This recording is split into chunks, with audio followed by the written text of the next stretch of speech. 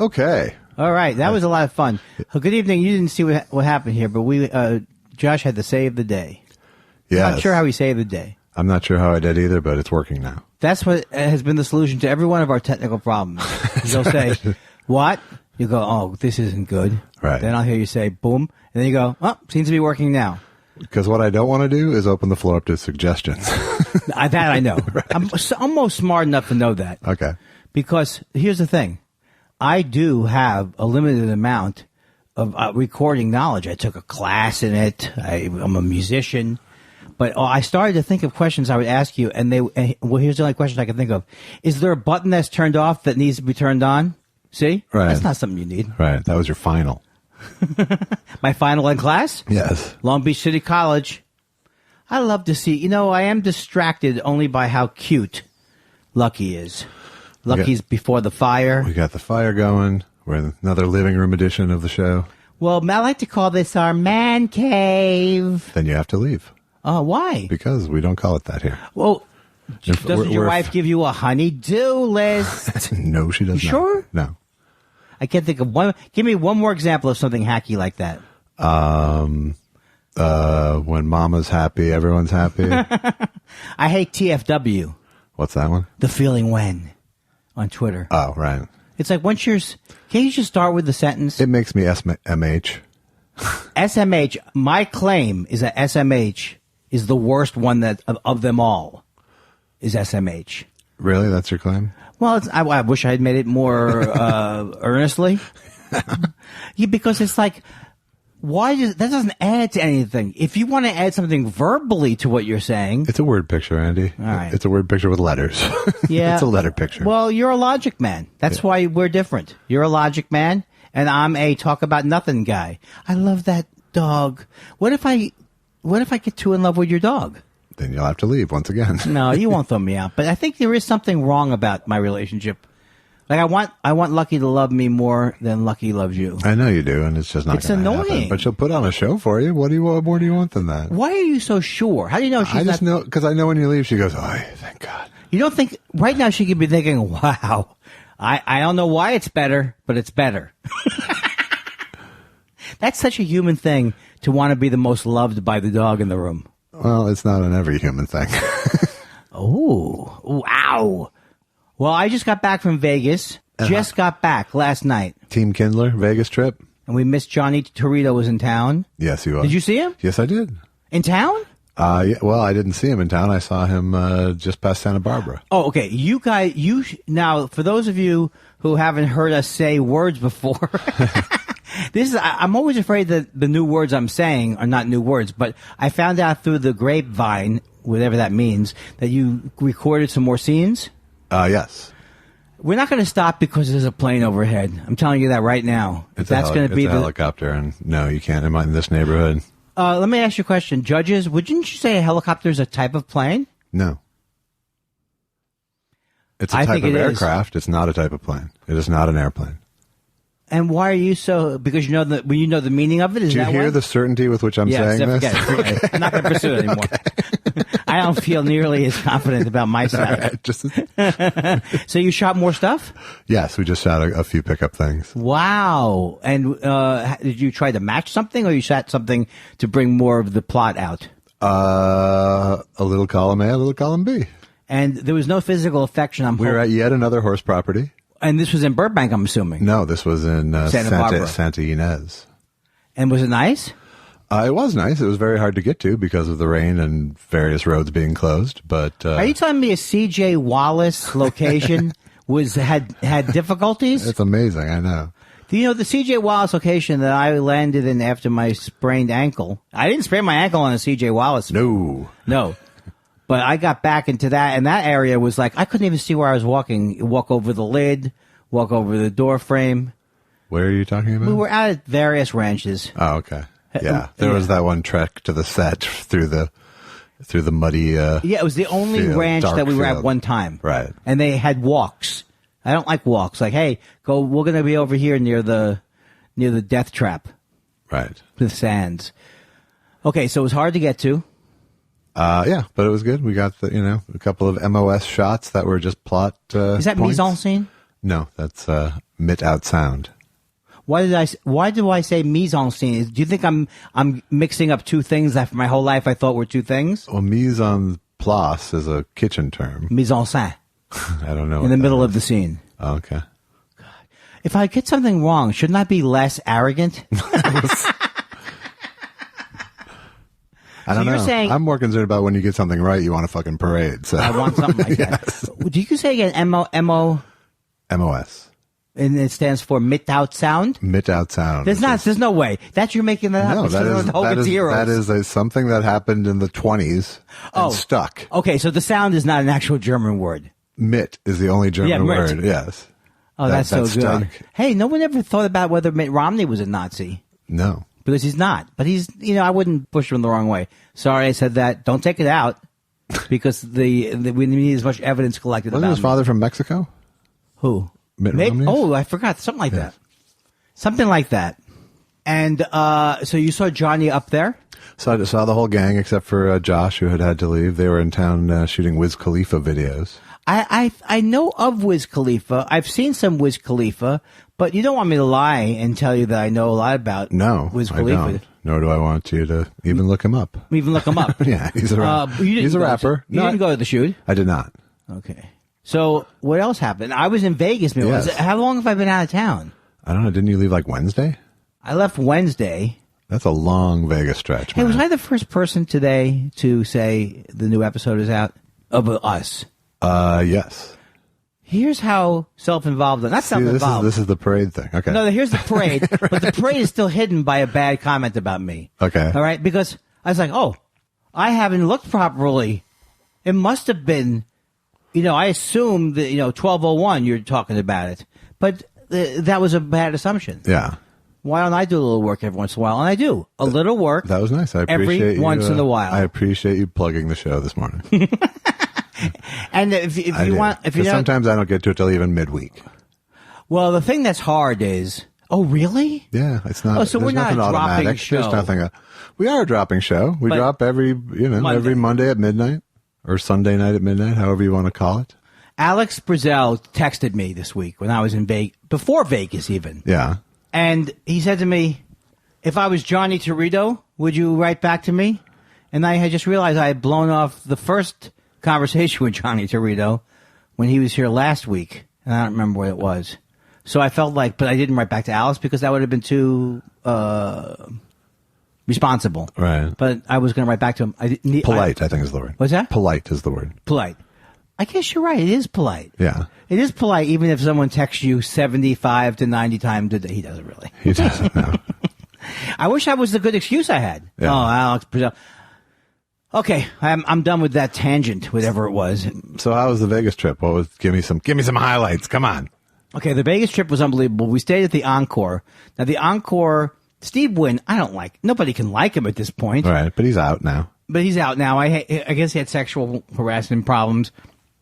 But he seems to always have, from what I can learn from people who know things, he has a good eye. He redid the Golden Nugget. Oh, that's not cool. Don't. He's blind. Oh, okay. Well, I'm not saying the guy can't, I'm not saying the guy's, I couldn't think of one more insult for the blind guy. But it's a very nice hotel. My brother treated the whole family, not my mother, who's still in, my mother who had unbelievably 4 teeth removed. Wow, that's like while we were gone. I got to call her. I owe her a call. Such a Jewish discussion. My mother lost 4 teeth. I have to call her. And so my brother flew my sister, her husband, me and my wife, and his wife and her best friend to Vegas for 5 Wednesday, Thursday, Friday, Saturday. That's smart. 4 nights. Bring someone for the wife to talk to who's not a Kindler. Who would that be? The wife's friend. Oh yeah, she's great too. Okay. Roseanne, she's fantastic, and she added that certain detachment, Canadian detachment for the family that we needed. This hotel was fantastic. I paid for nothing. My brother, not only, the joke, I got gambling money. My brother supplied gambling money to everybody there. Really? And he said, you have to, my sister was like a big quandary. I don't want to gamble. I don't want it. Well, you have to. Can I just? No, you can't. You must gamble. Yeah. So we gambled, and Susan gambled. I got to ask what the stake was. He gave us each $1,500. Nice. Right? That's not so much that you're going to go. No, but it's a lot. It's large, but it's not huge. Yes. No one's going to cry if they Right. lose it. And then it'll take a while to lose it if you're smart at all.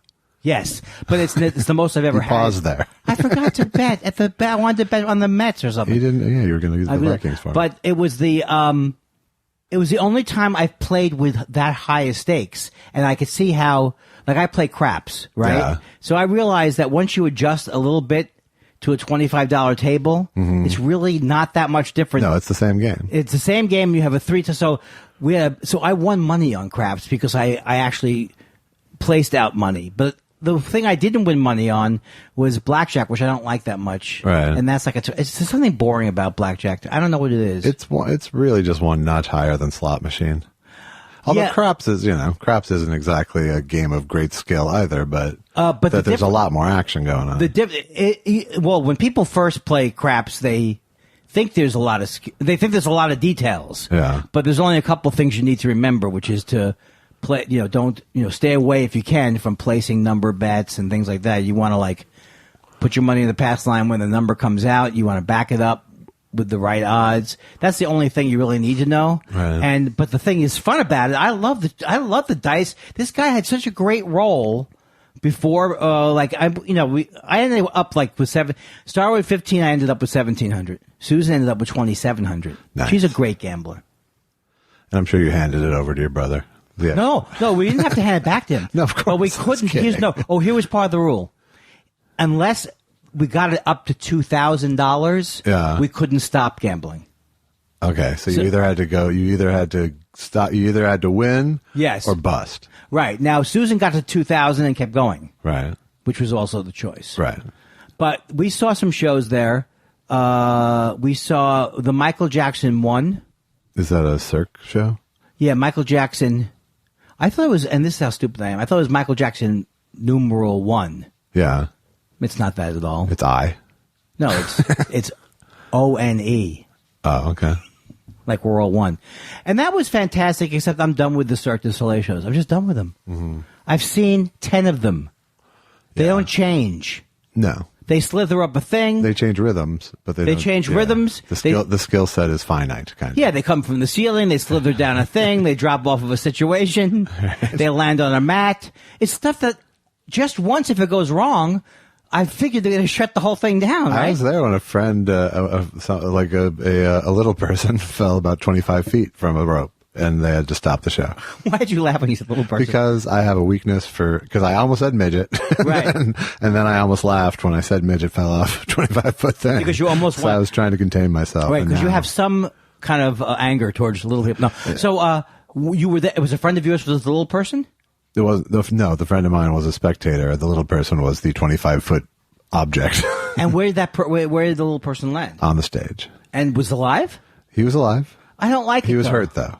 I don't like it. I know. That's the end of the show. You know what I'm saying? Yeah. I go see Michael Jackson. I see an ambulance coming and a guy who can't move his lower body. I can't remember if they resumed the show once they scraped him up and took him out, but Anyway, if you want to see... Because I think, you know why? Because I think I started laughing so hard when she told me that I never heard the end of the story.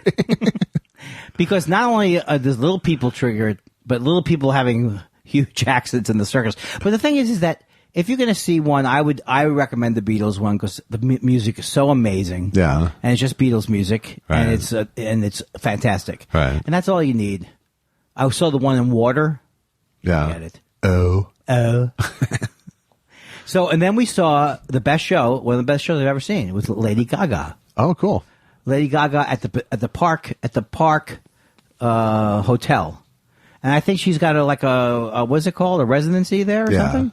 I mean, they really did the thing. I mean, when I saw the Rolling Stones and they had a tongue and Mick Jagger around the tongue, didn't impress me. I just couldn't have cared less. Right. She's doing stuff. She's in space. She's got a virtual reality. She's got another lady she's talking to who talks to her. And her stuff is fantastic. A million reasons. I'll give you 1,000 reasons, million reasons, million reasons. That's a great song. Could you tell which one it was? No. It's that give me a million reasons why, or give me one, or only give me one reason.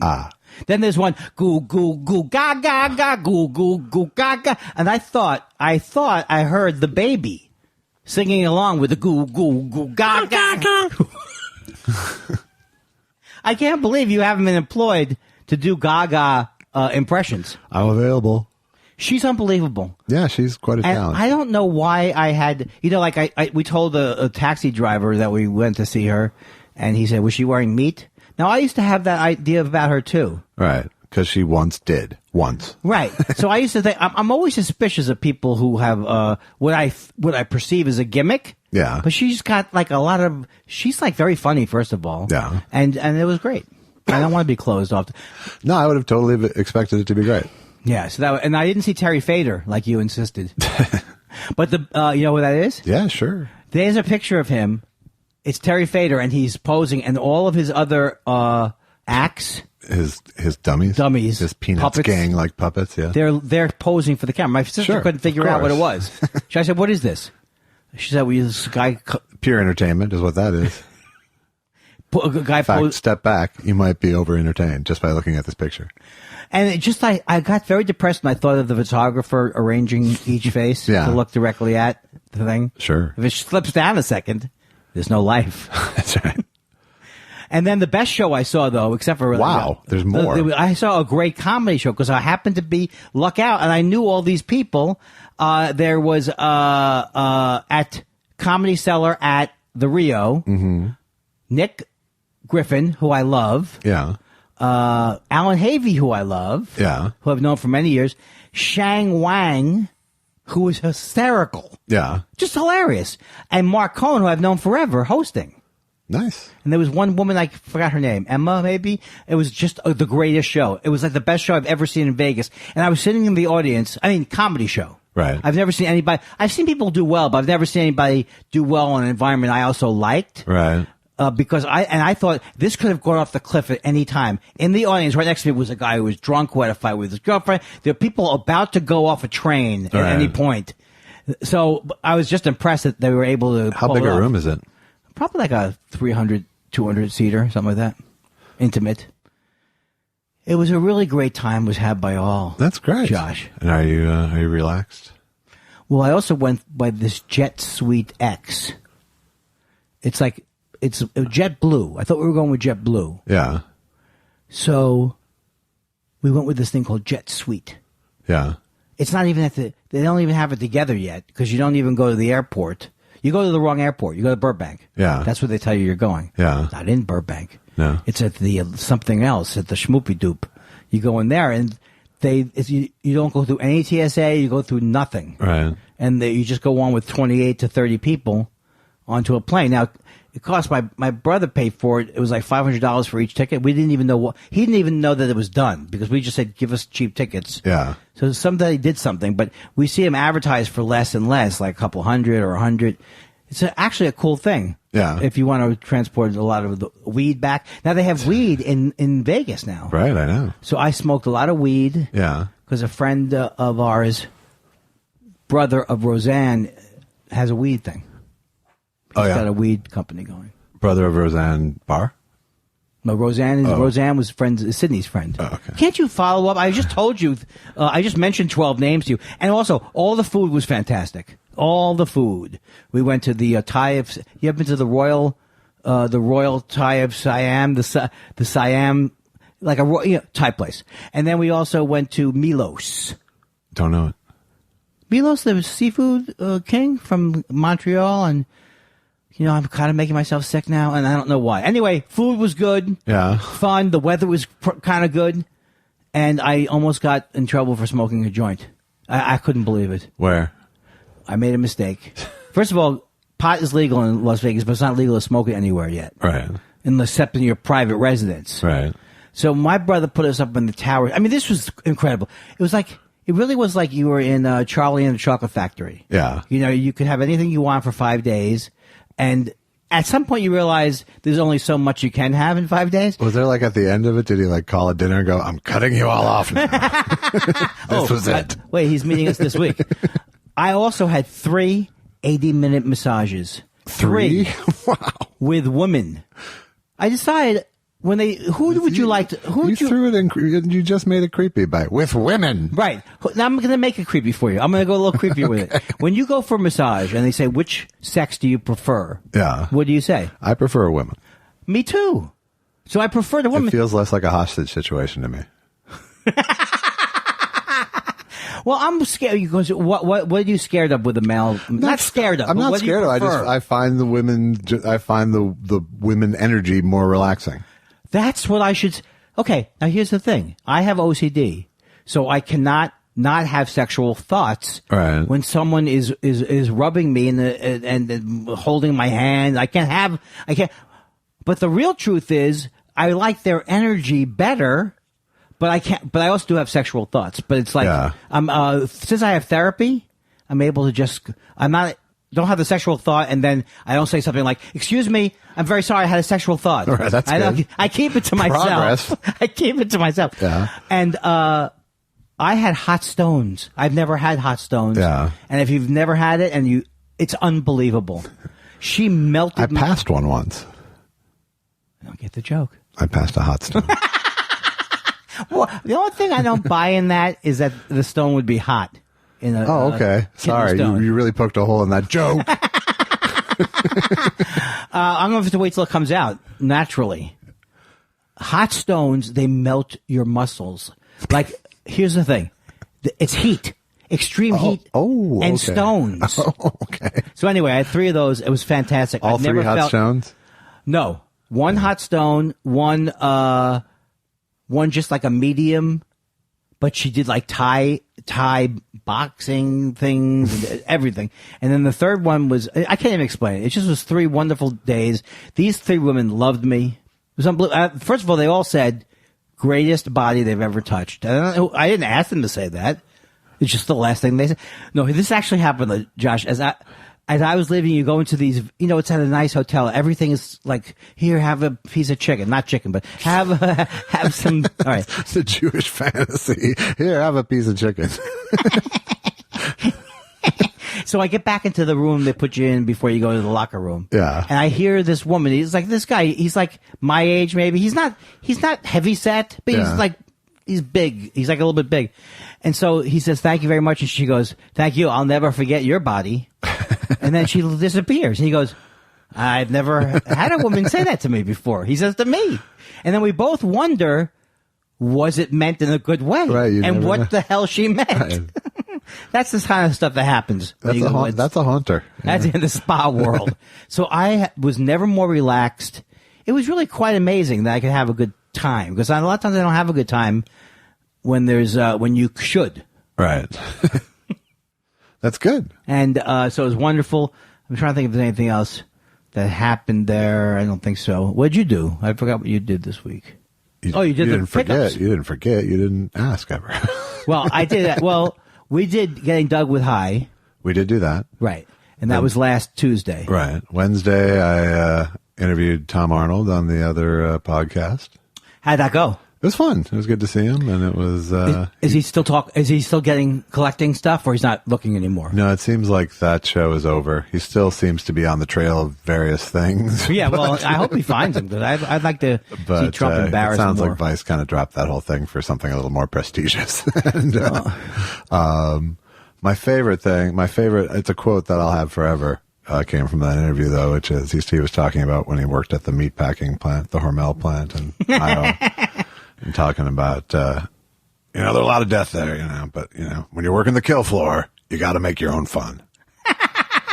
So when you're working the kill floor, you got to make your own fun is the ultimate Tom Arnold quote, and probably the best showbiz quote, too. Well, he talked about the Hormel place with me, but he didn't say that. So he must have a lot of different anecdotes about it. Yeah, this was more conversational. It wasn't. It didn't feel preloaded. Oh well, he did a conversation with me because he was. No, but he'll always talk about the meatpacking. Yeah, I know. That's you have to hear that again. Yeah, it's part of his. It's pretty gross. It's part of his pathos, the rags to riches. It is amazing. And we grew up in Minnesota too, right? Or a small town Iowa. outside? I'm talking about Iowa. I'm so stupid. He grew up with Radar? But his stand-up came through Minneapolis. Yeah. Right. Okay, so that's what happened when. Anything else he say that did your my name come up? Did you say, hey? Nope. What is this new character you're doing? I don't know. That meant. A couple more. Did another couple interviews on that show. Did some movie stuff for my doc. Did some reshoots the other day. What are you talking about? For our stuff, right? For Fiddling Horse. I worked on the Debar movie, photo stuff. Oh, okay. And then... Right, you didn't reshoot any more Debar things. No. It's over. It's in the can, as we never say. Yes. As anybody with real lingo never says. Well, I feel like I've been in a different planet because I was over there with Vegas, and I hated that Super. I really did like. This was the best Super Bowl party I've ever been to. We checked out, and then we stored our bags, and then we gambled for like 2 hours, which included the last part of the game. And it's just I didn't have to get upset about it. I hate the Patriots. Yeah. I hate what they stand for. I hate that anybody could care less, that anybody would be against somebody for going to a Green Beret, learning the most respectful way to make a protest, and he's protesting, Colin Kaepernick, that black people are getting killed. It's the same thing where you have to remember, there are some people who didn't like Black Lives Matter. Oh, you didn't like, do you really think they were saying only Black Lives Matter? No, they were saying Black Lives should matter too. Right? Oh, now what? And it's like, so to see that Robert Kraft. I don't know, it started with best Super Bowl party ever. Yeah, because I didn't have to watch it. It. So once the Patriots won, that was fine. But that whole Robert Kraft, and he's a Trump guy, and Tom Brady, I know that if I live in New England, I have friends who live there. I'm glad they're happy. I have never cared one bit about that guy. I don't think he's the greatest of all time. I think Joe Montana is clearly a better quarterback than Brady, and I like to see the stats on it too. And remember, I know very little. I cannot back up my arguments. Yeah, I mean, I'm not going to have the who's the greatest quarterback conversations. Yeah, but I thought maybe you'd correct me immediately. No, I mean, he's got 2 more fucking rings. I know that much. Yeah, but Montana, Brady. Yeah.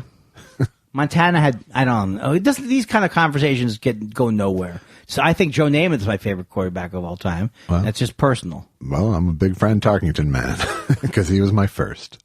And he did not win a Super Bowl, No, he went right? to 4, though. Yeah. I don't like this thing where if you go to a Super Bowl and you don't win. That's why I couldn't, it's like, that would have been, thank God I didn't have talent to make it in those things. It's too much pressure. Like a field goal kicker, to me, I think we talked about it before. Yeah. This is the worst job in the world. There's nothing good about it. When you make it, they hoist you up, and that's it. And that's scary to you? And no, that part's good. Yeah, very high. Yes, put me down. Yeah. But they're not talking about you in the off season unless it's the miracle man from Manchester who kicked 8 65-yard field goals. They will talk about you forever if you missed the field goal. What, did Scott Norwood tell you this? Yes, and I saw the movie Buffalo 66. Yeah. Which reflected that. And it's not right. It's not right because he was wide right, but it's not right. I think he was wide right. Norwood? Yeah. Yeah, I think so. It was 41-yard field goal. Yeah. That's not a gimme. No, I forgave him. I know, I did too. But I'm always thinking of myself like I always think of myself as the guy Bart from Chicago. Oh, Bartman? Yeah. It sounds like a fake name. It does, kind of. So what else? What else? That's the sports figure you think of yourself as. No. That because I lost relay races in summer camp, and I've been the GOAT. Right. That not the greatest of all time. No, clearly. I can relate to anybody who's done something like I would have been like Bartman. Right. I wouldn't have. Why would I be looking? I can get a foul ball. I wouldn't even be looking. Get the fuck away from me, my team.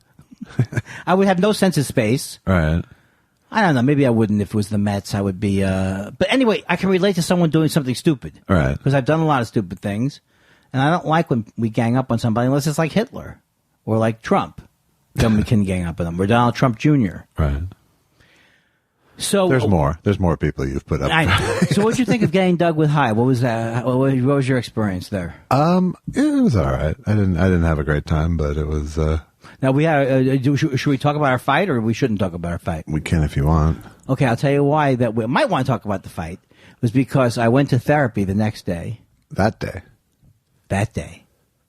And we talked because it was a big event. It was a traumatic event. Not traumatic, but it was our biggest fight. First of all, our biggest fight. And well, it was the maddest you were at me, I think.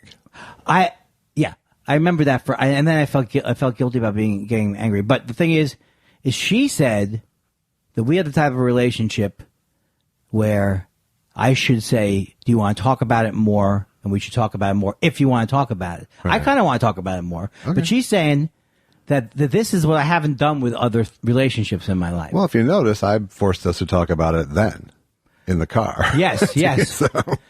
So how do you want to talk about it? It's up to you. You're the one who wants to talk about it more. So okay, all right. So here's the thing. All right.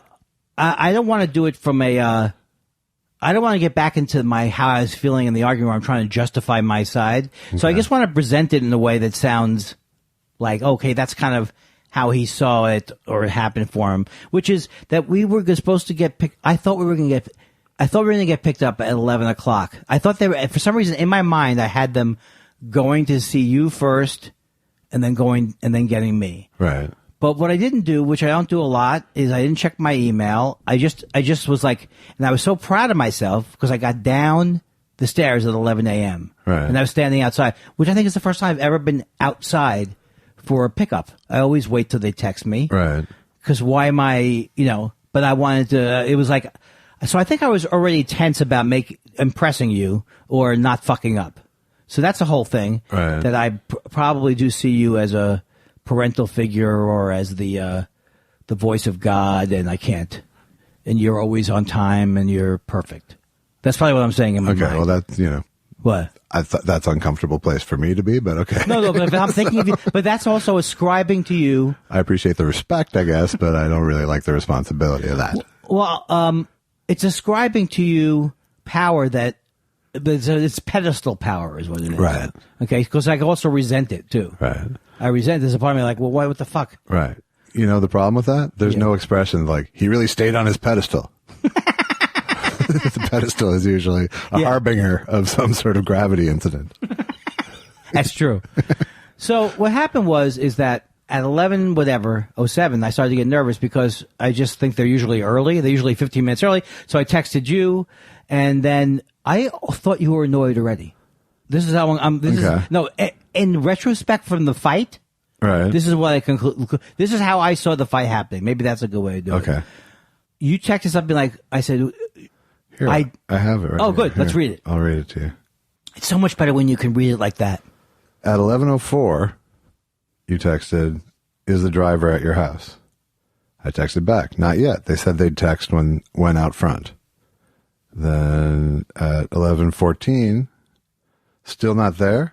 I replied, "Still not." You replied, "This doesn't sound good. They're usually early. Do we have a contact number?" I said, "They confirmed this morning. You can email Hannah, the producer." And then that was at 11:16. At 11:21, I texted you, "Almost there to you now." And then at 11:25, I texted, "What's up?" because you hadn't come down. And then a couple minutes later, that was apparently the dispute. You came. Right. Now, you see, I can see from there. See, my prediction would be it was annoying to you. Why am I should just be because I didn't have the number and I never had checked the emails. Right. Because it's an ongoing problem. I'm trying to get better at life in general, but I figured I memorized in my mind 11 o'clock to get you. So I didn't have what I should have had, which was I should have checked or I could have checked it. And for some reason, I thought you, whatever. I just, so if I'm listening to that, it sounds, I could see how you'd be annoyed by that. Why don't you call him up? Why don't you check it out? Well, it was that plus then when we got to your house, we had to wait a long time. Well, it felt like a long time. Well, that felt like a long time. It was 2 songs. Well, it felt like a long time. So here's what happened. What happened was on my end, I said, "Are they there to you yet?" That was 11:14. And so I think, right? I can look. Yes, your second is the "still not there?" question mark was at 11:14. Okay, then I was like, I had to go back. I was like, there was I forget why I had to go back upstairs. Probably a stupid reason or to look for something or whatever. But I had to go back upstairs and get something or a coat, and then and then it was like still, I don't remember I don't remember the process of these other ones while we were doing it. All I remember is coming down, and I opened up the door, and my image is that you went, "What the fuck are you?" No. Okay, what did you say? I literally said, "Hi." Okay, so that shows right there. Right. That's good. That's a very good sign for me, because it means that I definitely was. And then you jumped into, "I've only been blah blah blah blah. It's only 2 minutes left." And then I think I said, "Actually, it's 7 minutes." And then you fucking snapped. All right, but you said, okay. So I didn't even. When I opened the door, I thought I had really bothered you. Yeah, like, no. Why are you coming in this way? No, I think I was trying to signal you to go around, but then I realized it was tinted and there was a window shade. Okay. So if we're in our normal relationship, we are going to be immediately needling each other for something. Yeah, I thought it was a sort of generic needle, but it lit a fuse in you. Right. So here's what I would say. I was irritated, I have to say. Okay. I mean, because but it wasn't like pissed. It was just like, oh Jesus, why is this a thing? They're sending a car. They'll text when they come. Why, I didn't feel any stress about it. So I felt like you were putting your stress on me to try to calm you down when it was their arrangement with us. Yeah. I think that the fact that it didn't bother you is totally fine. I shouldn't have gone into this narration thing of, well, that's not good. All those things are like, they could be conversational, but in this particular case, it's like... My attitude was, it's their show, and they're late. That's their problem, Right, but the only thing with that is that sometimes if you don't tell them that you're late, I've had to tell them that they're late. Yeah. Because something screwed up. So if you just wait till it's too late, was that what you would do? Well, like I said, it's their arrangement. They made all the arrangements. I had nothing I could do to affect what was happening. Oh, so you could let them know that... one of us could let them know that they were running late. Right, but they were still within the range of They were there, yeah, they were. But you would eventually, if they didn't get there by 11:15, 11:20, would you still? Well, they didn't get there till 11:20. Well, here's the thing: the reason why I would have called, and it doesn't matter that you wouldn't have, because it's just we have different views. Is that I would know that 11:30 I would have called because it wasn't that close. It's Culver City, which is close in a way. I didn't know when we had to start taping to make it by 12. By 4:20 in some time zone. Right, but that, again, to me, that was their problem. Yeah, but you see, here's the thing. I think the solution for it would have been, if I had just not involved you and contacted them, you wouldn't have heard, I wouldn't have been putting my own tension on you, because I was starting to feel tense. Right. And I wouldn't have, then you wouldn't have felt like, why is he asking me? And then I'll know in the future, if it's an hour before and they're not there, I'm always going to find out why they're not there. Right. But that's my thing, and then that wouldn't have affected you if I did. If I had come back and said, "Hey, I just heard from the hoo-hoo guy," right. That's not a bad experience. Right. Right. So the thing was, when I came down, and I figured out this part. When you said, whatever minutes I said, you said there was another time period. I really don't remember what the two time periods were. Right. If you do, I'll accept what you said. I think you said it's just 3 minutes, and I said actually because it was you rounded down too much for my little brain to go. No, I'll go with that. So I needled you up, right? Maybe a minute. I might have rounded up a minute to 7. Right. So then I said to you, "You're a liar." Yeah, basically. But you said it mean. I was very upset. Yeah. I was upset. But here's the thing. Now I think it was because I thought you were accusing me of lying. That's why I went to that point. I don't think I ever would have gotten that upset if I didn't think you were telling me that it's not even, maybe it doesn't matter whether you were telling me that I'm a liar. I must think I'm a liar. Right. Right? Well, you went right into that mode. Like you went into damage control before anyone was pulling damage. And so that triggered me. I would never have said to you, you're a liar, because you're not, because I think the whole thing is like, that's like a big, I didn't mean it in that moment, but it was a defense against me thinking you were saying I was lying about it. Right. And then the truth is, I probably shade every experience towards if you're trying to remember something, right. You're trying to shade it. But it was like, to me, it was like a big judgment you had. Like, don't fuck around, or don't snow the snowman. Right. You're late again. No, the only reason I was annoyed that you were late at that point is because you had been hassling me via text to be, why isn't everyone on time? We're going to be late. We're going to be late. And then I'm waiting. So. Right. Well, the thing is, I've learned a lot about you, mostly negative. No, I've learned a lot about you. And the thing is, the reason why the friendship is so strong and this is so interesting and so great is that I've never had to. I've stayed away from people basically. Right. So I would avoid anything that would say, well, this is uncomfortable. I won't go over to Eddie's house again. Right. You know what I mean? Right. And I would retreat into my own life because I was never examining. I never was able to examine what is it like. I felt so bad about the whole thing through the taping. Yeah. Did you feel bad about it?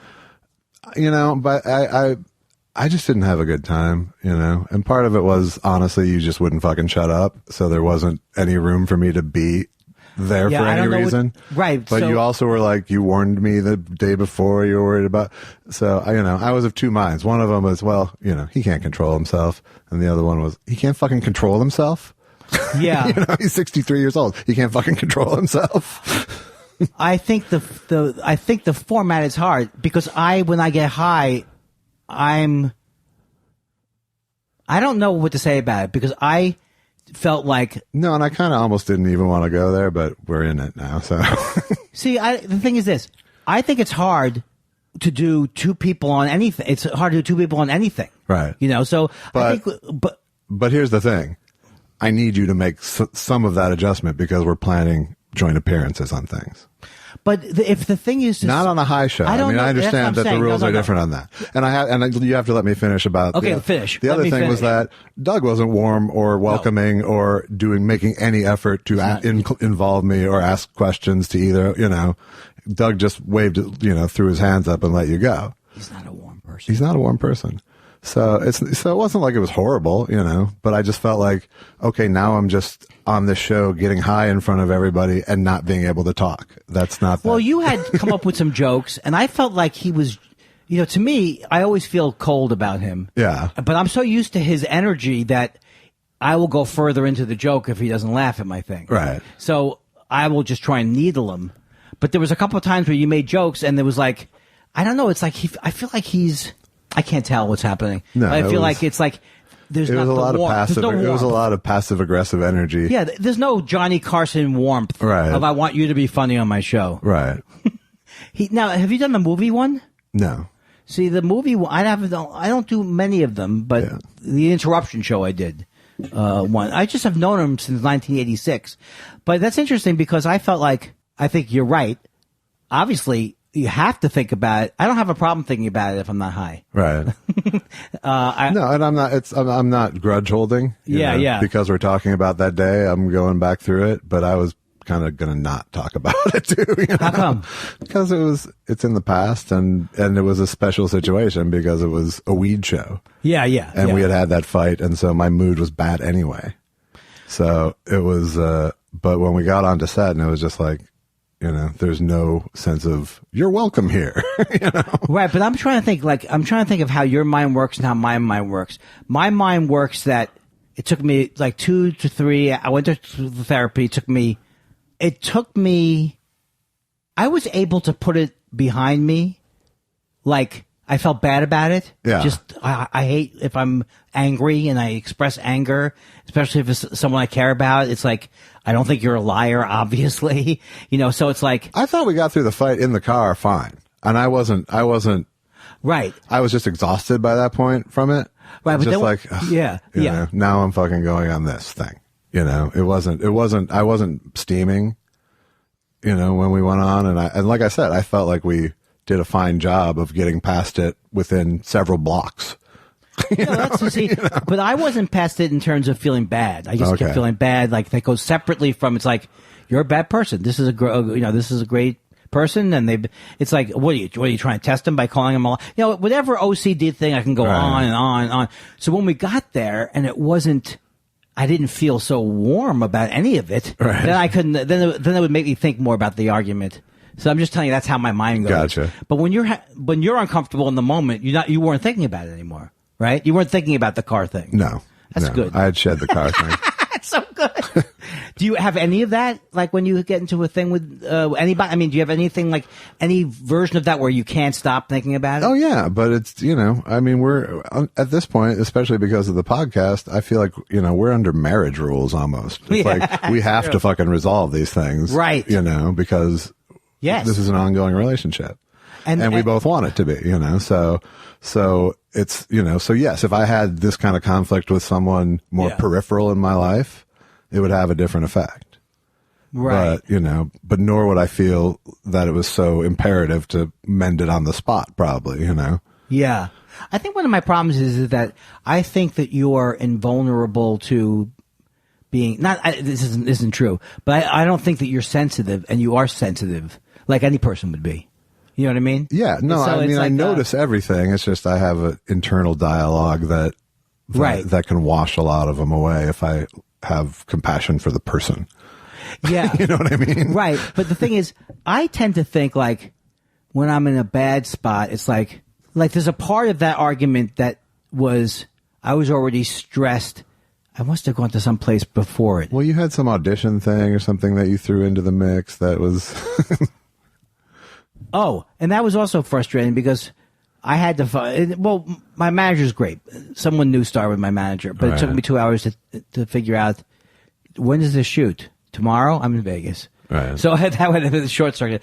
But it was, what happened is like these things combine and they start to overwhelm me. And the point of my life and therapies, everything is that if those three things overwhelm me, I forgot the third thing. The one thing was our fight. The second thing was the audition. Right. And the third thing you had was, to get to therapy after and the tell thing. my therapist I was high. Right. Okay, so that was the third thing because How did that go? It was fine. Good. Because I said to her, I told her what my whole dialogue was. There's this person who lives inside my head that says, how could you schedule a high event before your therapy? This is the person in my mind who's saying that. Right. Are you an idiot? Your therapist isn't going to think you're serious about therapy now. None of those things she thinks about. Those are all things that I'm assuming good people. She'd be disappointed in me. Right. So once I admitted to her, which was in the first second, I was laughing. Right. Then if I lost my spot, she would guide me back, but she wasn't like, I can't take this. Come on, stoner. Let's go. And that's what I thought it was going to be. So all of that was great. Everything was great, except that I panic on a day like that. And so I think by the time I was in the car with you, I was already ready to snap because I was nervous about the situation too. Right. And that's the thing is like, I get nervous about these things that's fine to get nervous about it. I think it's fine, but I think sometimes that's what it is sometimes. Yeah. That if I remembered, or you're just nervous about how this is going to go or something. Right. But it still doesn't like when I'm down there with Doug and I'm seeing, like from my point of view, I have no idea, like when you said whatever you said, like, stop talking. My perception is not that I'm talking. So, but I must be completely talking. So I don't doubt it. I'm afraid to watch it even. Yeah. But like, I liked that person, Alicia. I was like, I just felt like they were nice. There's something, the staff was all really nice. Yes. Everyone was nice. Yeah. Doug just was like, but Doug is in a different universe. Didn't act like he wanted us there. I like the dab. Me. The dabs I liked a lot. Yeah. I tried to stop you because you had therapy. Okay. So another problem. So. Anything else you want to say? Another problem, what? Another life problem solved. There you go. By the thought spiralers. Right. So I had this incredible thing happen today. Oh yeah. This is it's fucking crazy, and it's crazy good. Well, sort of crazy good, yeah. Crazy good from my perspective because it's so juicy. So when I was doing that Lewis Lee thing, I joined this newspaper archive site to find some news clips to use as visuals. And so now I'm a member of this thing for a few months. And so I was dicking around on it today and I was searching for my dad's name. And so I go through, there's some lawyer articles and some school board things and his obituary. And then I find this article from 1949. What was the year he was born? 42. Your dad was born in 42? Yes. Oh, wow. Your dad was way younger than my dad. Yeah. Well, I'm way younger than you. So. I keep forgetting this. You're not the same age. We're not from the same family. Right. Okay. So here is the headline of the first article I came on. Tots sue for dad's gaming loss. Okay. And then above it, there's there's one of those things that says City Pair 4 and 6 file suit against Southern Hotel. What was the first names? City Pair, meaning like a pair of people from this city, which is Gotcha. this is the Minneapolis newspaper. So here, I'll read this. 2 Minneapolis youngsters Friday sued Swank Broadwater Beach Hotel near Biloxi, Mississippi for $83,959, an amount they claim their father lost in the resort's gambling room. Oh, my God. The suit was filed in Biloxi Federal Court by Morris J. Weinstein, my great-grandfather, 12, and then they give his address, grandfather of the children and their legal guardian. The 100-year-old Mississippi law was invoked by Weinstein. It allows the children or wife to sue when a father or husband loses at gambling banned by state law. So the youngsters involved are my aunt's name, age 4, my father's name, age 6, both children of my grandfather. So wait, let me get one thing. Okay. How much did he lose? $83,000. I didn't hear that the first time. $959. That's your grandpa? Yes, this is my grandfather. That's over $800,000 in today's. Did you know this about him? No, I knew he was a gambler. I knew there was like little stories from. Isn't he an inveterate? Again, I don't know what that word means. Well, apparently he was an inveterate gambler. Yes. So in the 40s, during World War II, he had moved to Biloxi. I guess he was probably in his late 20s at that point, and opened a surplus store there. My dad was born down there. My dad was born in Joplin, Missouri. My grandfather's from Minneapolis, but he had gone down to Biloxi. And during that time, my grandmother got polio, and she was like shipped back to Minnesota, where the center of polio treatment world actually was, with this woman named Sister Kenny, who had come up with this amazing polio treatment, and they housed all these polio patients at Fort Snelling in Minneapolis. Wow. And these barracks, and that's where my grandma was held. So I guess my dad and aunt were sort of in my grandfather's care, but in this article, my great-grandfather had become their guardian. So somehow, during this time, he was going to this hotel on a nightly basis, losing $1,000 a pop, and this is over a couple of years. I've read a few articles now. And it amounted to apparently 80. So, and this story made national news. This made the AP wires. I found it in several newspapers, and it made it to, then I found a thing from 2 years later where they had won a federal appeal.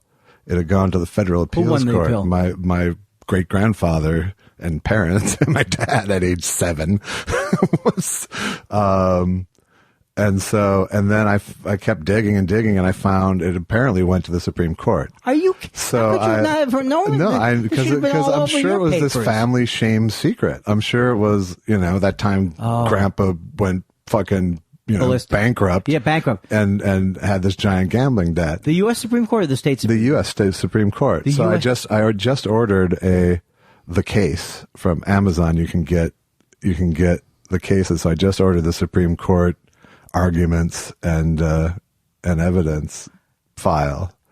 So I got to find out how this came out. Oh, you don't know? I don't know, because I've never heard of this story, and everyone's dead except for my aunt, who I emailed, but I don't know if she knew about it because she was fucking 4. They could have put it in her name, and she never knew about it. It was in your dad's and your aunt's name. Yes, because the law said that the children or spouse of the. But who was the lawyer? Is your grandfather, was he a lawyer? No. He hired was your great-grandfather a lawyer? No, only my father was. But who figured out 4. to do this, though? But he was 6. I mean, my great-grandfather and his lawyer apparently figured this out. Was your great-grandfather? Sounds like an operator character. He was an operator character, and apparently he had some money back then, and some of this might have been his money. I don't know. Yeah. But it's, first of all, you can't be proud about fucking suing a casino for your losses. That's lame as shit, first of all, I have to say. Oh, my God. It is. It's still not as bad as dressing up in blackface. No. And there's not, I'm sure, Josh, you don't have to think, did that ever happen to me? And it's basically just that they, their case is that they lured him in, and apparently it was technically illegal in Mississippi to gamble, right. But there was no state police, so it was up to localities to enforce. It's such a weird case to say it's illegal to gamble, therefore what I lost should be returned. It was a 100-year-old law at the time. Oh God! And your dad never told you, obviously. No, he never told me. He may not have a memory of it. He might not know. Yeah, it's very possible. And it's amazing that it was a national news story. Yeah, it's fantastic. It's just so. Man, if you weren't Jewish, this could have been something you could have cashed in on. Yes. So that was my find today, and I'm still kind of digging, but it made national news like over in a couple of years, you know. I think you should write a book from this thing. I don't know exactly what. I don't know. You've already told the story. Yeah. And I'm like, okay, now make it into a book. Why don't I take the joy out of it? All right. How about a podcast story? How about that? Should we talk about the movie? Sure. Okay. The movie we saw was The Conversation. Correct. It was a 1974 movie that was directed and written by Francis Ford Coppola. I love the movie. Yeah. I don't know exactly what it is that I loved. Well, I mean, first you love Gene Hackman. Yes. You know. I loved him. You can't not love Gene Hackman. I loved Harrison Ford. He was creepy. Harrison Ford as a heavy was pretty cool. It was shot beautifully. Shot beautifully. It's pretty well told, you know. It's all those kind of movies where you have to repeat material over and over are always tricky, and you know, I thought he found his way through very well. And the sound, he did stuff with sounds a lot throughout the movie, sounds. And I thought it was all great. Yeah. It was all like you wanted to listen to more of it. Right. You know, it's as a writer, it's like it's sort of a gift device to yourself, because it's the whole structure of the movie is unfurling information at the rate that you want the audience to learn it. Yeah. You know, so there's sort of a nice natural way you can sort of pace the movie the way that, you know, by just basically the rate at which he finds out what the full conversation is and decodes it. You know. Well, I kept thinking to myself, what, you know, was this film? I mean, I don't really care, but because whether it was popular or not, but I think it was cool that he was able to make a movie that seems slow moving and small. Yeah, it's a very small movie. I couldn't stop watching. I thought it was just fascinating all the way through. Yeah. Well, you know, you start to see where he really, you know, just, you know, part of directing is just like, where do you fucking put the camera? And he's so fucking good at finding that spot to make a cinema, you know, even the mundane thing cinematic, you know. And I feel like when I used to think Louis C.K. was trying to copy French people. I don't feel like Francis Ford Coppola was trying to copy anybody. Well, he's maybe influenced. Well, he was influenced certainly by Antonioni and Blowout. Yeah, you see, I start talking, I realize I don't know what I'm saying right now. I don't know if this movie was influenced by something else or the point I'm making, but it didn't seem pretentious. Right? No, it didn't, and it didn't feel homage-y. It just felt, you know, it was a good story. It's a lot to see that much Cindy Williams and stay in it.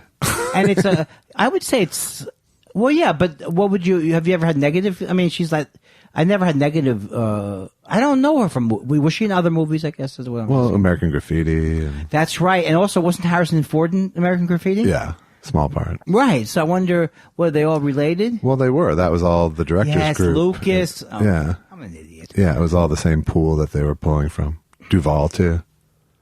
Duvall. My theory now is like the 5 separations of bacon or whatever it's called. I feel like Robert Duvall is in every movie. Name a movie. Apocalypse Now, yes. You know, I could go 2 ways with this. Name movies he's not in? I could name any movie he's not in. I can't think of any other movie he's in now. All right. Where's the one where he's going, come back 1, to me, Satan? Godfather 2, Tender Mercies, THX. Is he the Jew in The Godfather? No. Isn't he a Jewish lawyer? No, he's Tom Hagen. He's an Irish lawyer. Oh, isn't it interesting that I thought of him as Jewish just because he wasn't Italian? Right. So, and then there were Jews in the mafia, but that wasn't him. It was different mafia world. And there were Jews in that thing too. In the Godfather. In The Godfather too, Hyman Roth was. Oh, Hyman Roth. Yeah. You know how those Jews get. You know how those Jews get in the gangster movies. So, I'm trying to think of what is. So now you've seen every John Cazale movie.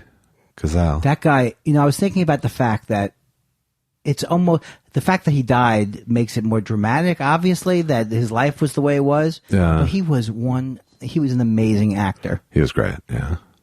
And that guy, Garfield, was good. Alan Garfield, yeah. Although he never got his anger. You always want, I don't know why you cast Alan Garfield if you're not going to make him really angry. Yeah, why didn't he get angry? He only got intense, but never angry. I wanted to ask you, did you understand what happened? Yes. Okay. Can I ask you this? Because I don't think this ruins the movie. If you think every detail is going to ruin the movie, then don't listen for 4 seconds. But I know I'm going to sound like an idiot, but did Gene Hackman he in the past felt guilty because people were killed because of the information he was given. Yes. But we don't really know exactly what that all was, do we? No, we just know that because of something he recorded, 3 people got killed. Right. And that's what Garfield was. What's his name? Alan Garfield. He was yelling at him about. Well, he was the one with that exposition, that piece of exposition. Yeah, yes. but what was his angle? What was he trying? Well, his angle was he was trying to get his technology that he made. Oh my God. I missed so many things. That's why I have to see it more than once. I loved all the technology. This is a piece of crap. This is garbage. Right. And they go to one of those shows too. Right. Which is very But good. Garfield is kind of a rip-off artist of other people's tech. Yes. And Now I get it. They tip that at the show.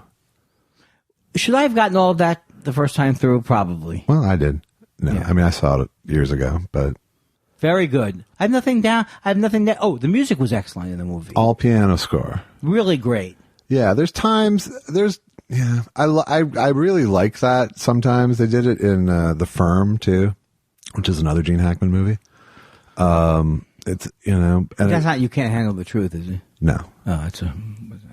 What'd they do? A piano score? a full piano score. okay. Which works really well. But there's some scenes where it just feels like there's a dude. You can almost picture a guy playing piano along to a movie. Yes. And it takes you out in a way because you're so connected to one person playing this. Yeah, as it's opposed hard to an orchestral score where it's just music. That's a good point. But for the most part, it worked, I thought. But there was a few times where I found some of it was the mix, where it got too hot, and you start thinking about piano playing too much.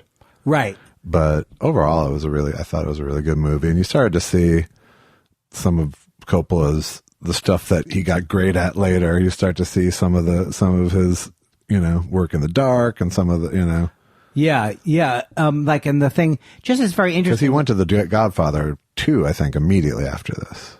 He couldn't have had this movie made without The Godfather, right? The Conversation? I guess not. Because I feel like it's a movie that would be, well, did he get into before The Godfather, he didn't have his pick of movies, right? No. So was there a time period where he came out with a series of movies because he had? Well, I think it was Godfather, Conversation, Godfather 2.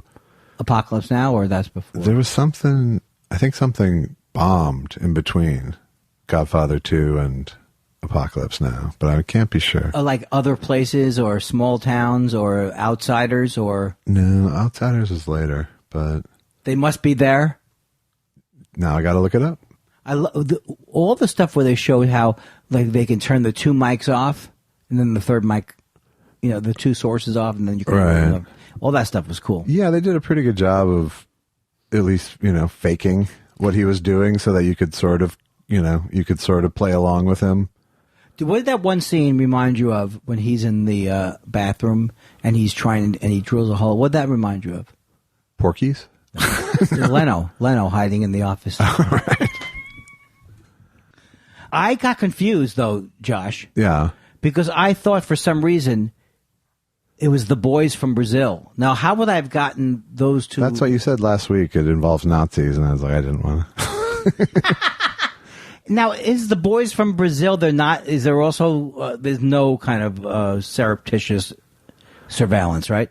Well, it's Boys from Brazil was the thing where they were making little Hitlers, wasn't it?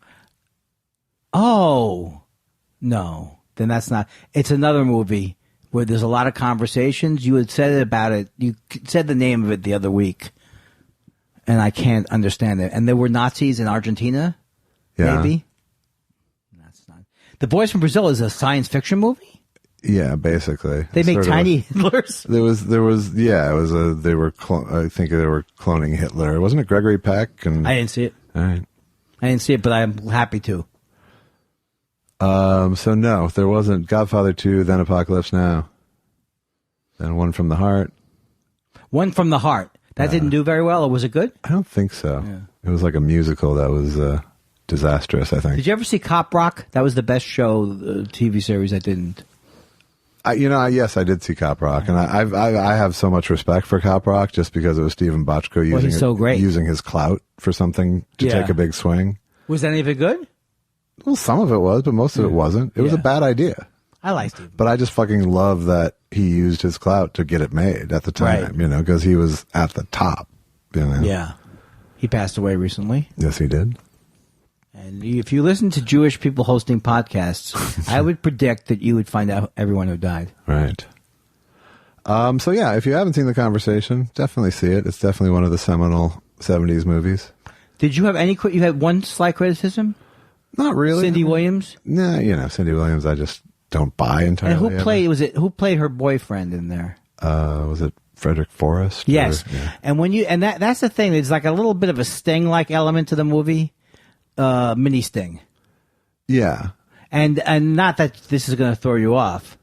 It probably did. Who cares? Well, there's some of it, they sort of show, the Shadows of the whole movie is centered around this surveillance operation of a couple having a conversation in Union Square in San Francisco. And they're walking around the very crowded Union Square, and you see the operation and the various mic positions where they're pointing directional mics, and the person following them around with a hidden mic, and so you see glimpses of this in the opening scene, and then you're sort of recreating it throughout the movie, showing both piecing together the conversation that through all these mics as he mixes it, and then seeing flashbacks as to how they got it with various mics. So they're kind of in a way I felt like it kind of got over explained. Right. Because I felt like I kind of got it from the first scene. Yeah. But for his pacing, I think, the movie was set up so you had to dole out information spoonfuls at a time as you get through the first two acts, Wasn't too long either. The movie was very nice. And so what should be, we have another assignment coming up? Or we have something to think about? Should we watch Boys? Should we do Boys from Brazil? Well, I don't want a science fiction movie. I wanted to have the other Nazi movie. It's like a thing that you said. It was like the something tape. So the Andersonville or the effect, the something effect, and they're listening to Nazis talk. Maybe I'm making up my own movie. I think you had a different conversation with someone else. Well, is there any? We could pull out of that area. Is there another area of wonder? Maybe it's time for us to wrap up the 70s. It might be.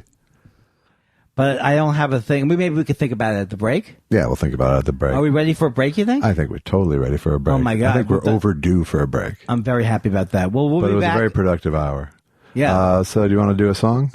Yeah, what do you got? All right, here. I'm going to do, this is an Allison song, but it's the first song that Allison and I and Gruber ever recorded together. Oh, my. And did you write it? Allison wrote it. Allison wrote it. Okay, great. But it's when we first got together as a little trio. This is exciting. It's called Teach Me About Love.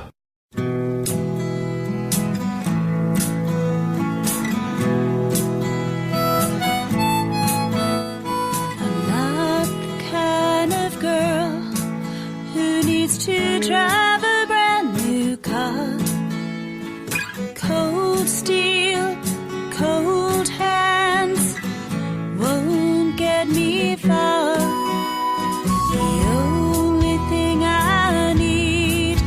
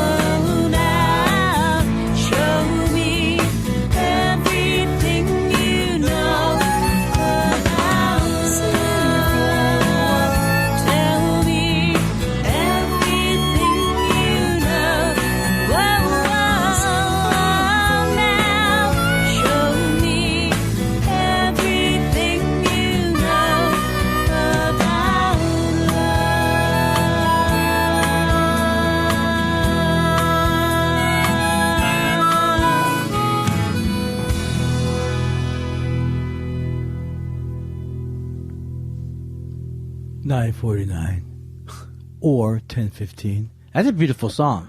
It's a pretty song. I would, I'm listening to it going, man, give me 2 hours at a mixing board and I could make that a lot better. I did feel like it was a rougher mix than the other stuff that you... It never got past real, demo. It was, it was really, Allison had some basic tracks left over from her band, and so we just went in and worked over those. But it was like I was, you can hear I was early in my harmonica playing, and this was like 1994, 95. Well, the thing I'll say about it was that I think I loved it all because Nice of you to say. You introduced it. I don't know what the people have said, but you said before it started. You said it's not. It was the first thing that we ever recorded. Yeah, and then you kind of like gave me an indication that the recording would be not as good as.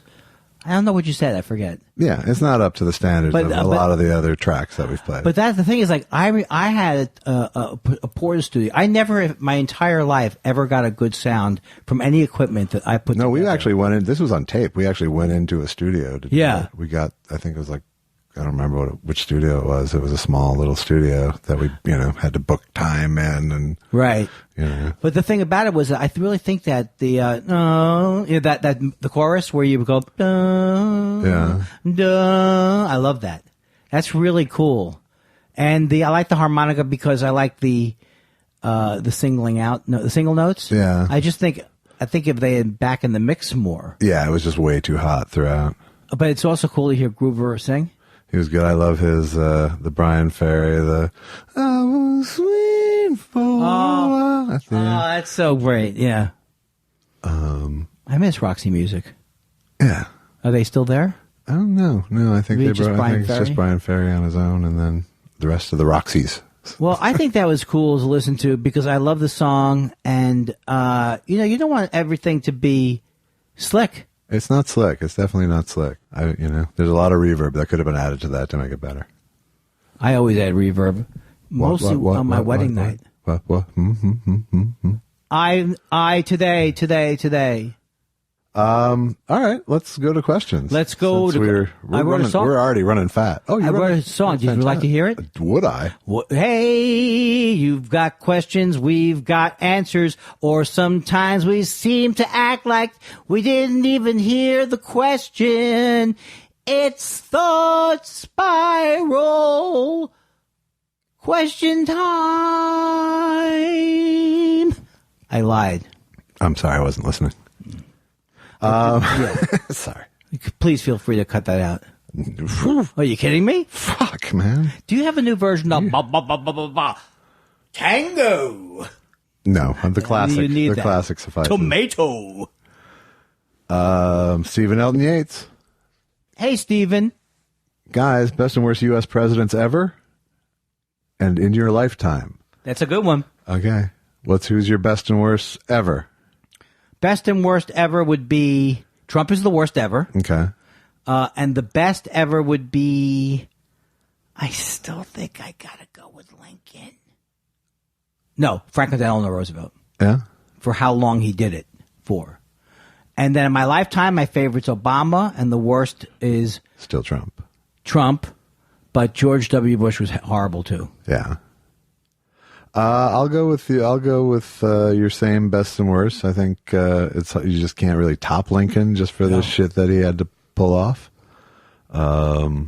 He would have sold out plenty of slaves and black people if he could have kept the Union together. But Franklin Delano Roosevelt sold out the Jews. So he did, and in a lot of ways, I just want to tell you, some of those people were annoying.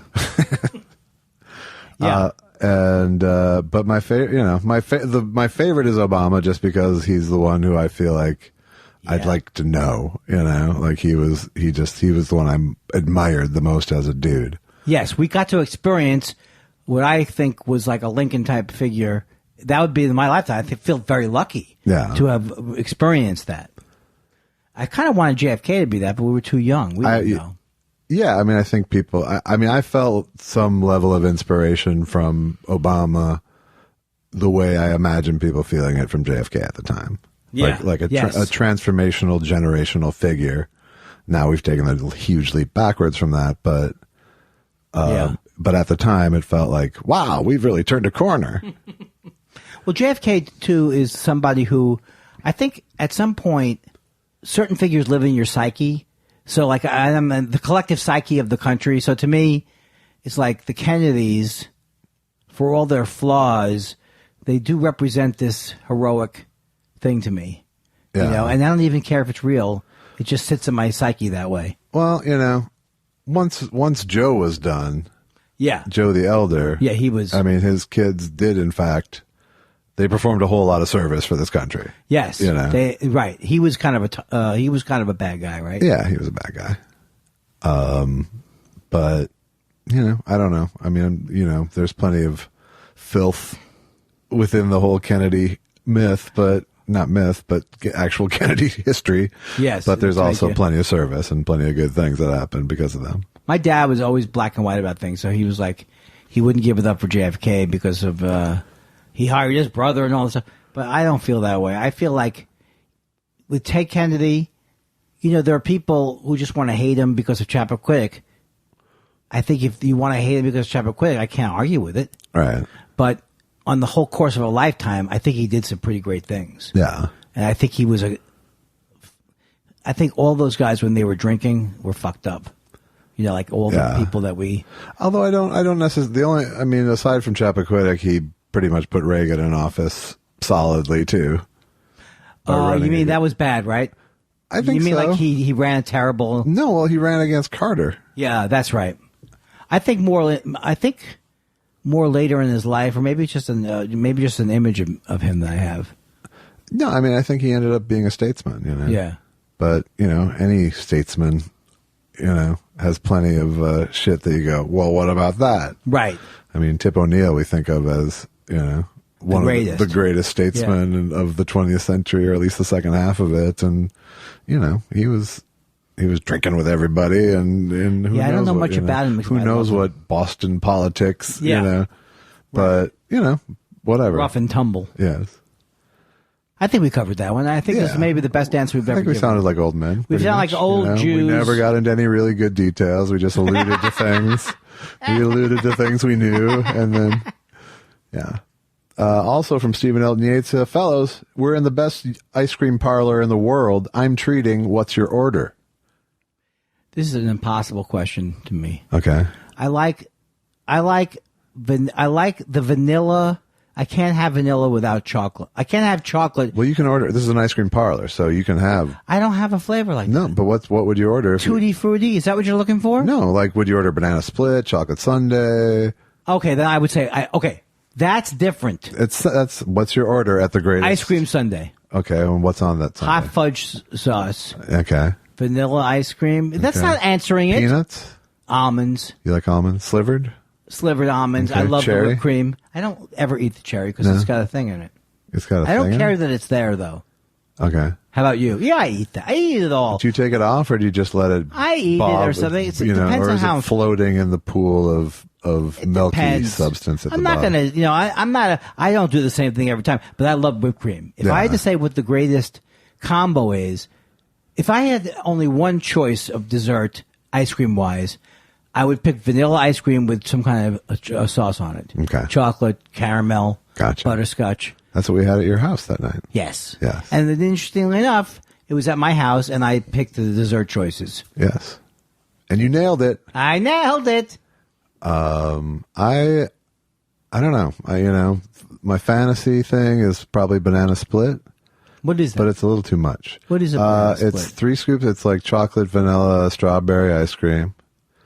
A banana split down the middle on either side of the 3 scoops. A bunch of whipped cream, peanuts, cherries, chocolate sauce. Yeah, I don't think I'd ever eat the banana. Oh, I would. You would? Yes. But I don't think that's what would make me the happiest. I would either go with a really heavily malt powdered malt. I like malts. Or a root beer float. I've had a craving for root beer floats lately, and I haven't. Where are you having them? I am not. I'm just having the craving. I haven't had one in 20 years. But well, where would you go around here? I don't know, but I'm about to find out soon, especially with this conversation. I don't see you that way. I see you as look, I haven't had a. I am not. I haven't had a soda in 4 years. Like, I'm not a big, You look good, though. You still look very good. Thank you. I'm still down. And even the fact, I was first put off by the fact that you're naked, Yeah. but now I see it's part of your lifestyle. Exactly. See the six-pack. We have such a little... In my balls. In my balls. Speaking of weight, Steve minus 54 says catching up on number 89 caught you guys reading my comment and wondering about my Twitter handle. To put your minds at ease, it's weight loss since last April. I update the number as I go. I'm also now the 30th member of the subreddit. Thanks. Oh, cool. So what was his number? What was his Steve minus 54, so he's lost 54 pounds, which is right about where I'm sitting from my... Now it makes sense to me, but I liked it. It was like, it reminded me of the Dylan song, Love Minus One. Right. So that's what I was into. So he's just demystified it, but congratulations on the weight loss. I hope it's healthy weight loss. I hope you're doing good. And by the way, when I got home today, I weighed less than I've weighed in many, many years. Wow. 160. Nice. Does that mean that I can go down to one? But how could that be? I was gambling. Yeah. You're not eating while you're gambling. That's true. But I had all these fancy meals. I don't think I ate that much of the. I don't know what it is. It's the gambling. I think gambling. That's what I recommend to people. But 160, you can't touch me at 160. Can't touch this. I mean, it's like I'm almost attractive. Theater of the mind. That's the nice thing about radio. Theater of the mind. Wow. I really feel good since I've developed my biceps. Wow. Ow. Woo. Don't hit me. Ooh, sorry. Don't hit me. Don't hit me. I hope those guns are registered, Josh. Parush from India, I think, still. Oh, Parush, we missed you. Is he having fun over there? I see him. So. He's still online all the time. Yeah, he's not playing around. He's bored. Like when you go home. It's That's boring. true. That's true. I keep that he's not a tourist. Right. Kindler's baby Sandler is one of the goldest of gold bits from Thought Spiral ever. I heard him. I read this before, and I got very excited about it. But you don't have any memory of it? Nah, don't try to recreate That's it. not it? It's something like that, but you had words, and don't even. Okay. Don't. It's the goldest of gold. Oh, so then why tweak? I can't recreate it. Does he have the episode notes? He does. Where is it? It's from 89. Go listen to 89, folks. See how the master does it. That's me. I'm referring to as the master. Actually, I think it's from 91, but I think it's last week. It's 91. Oh, yeah, it did seem recent to me. Yeah. All right. GW1972 says, with that shit show that was the Super Bowl over, I have a two-part question. A, did either of you ever participate in organized athletics? B, have either of you ever been in a commercial? I'll take my answer offline. Yes, I participated in lots of organized athletics as a kid. Never, the last thing I participated in was the fencing team my freshman year of high school. But I played every, rec league sport. Like football, you mean, or played flag football? I played tackle football. Did I ever play tackle? I think no. I played flag that had helmets. Okay, I like two-hand touch. I played soccer. I played Little League baseball. I played tennis. Is officially Little League? Yes. And what was the second part of the question? The second part of the question: have either of you ever been in a commercial? I have. I don't remember it. I mean, I've been in a couple of them.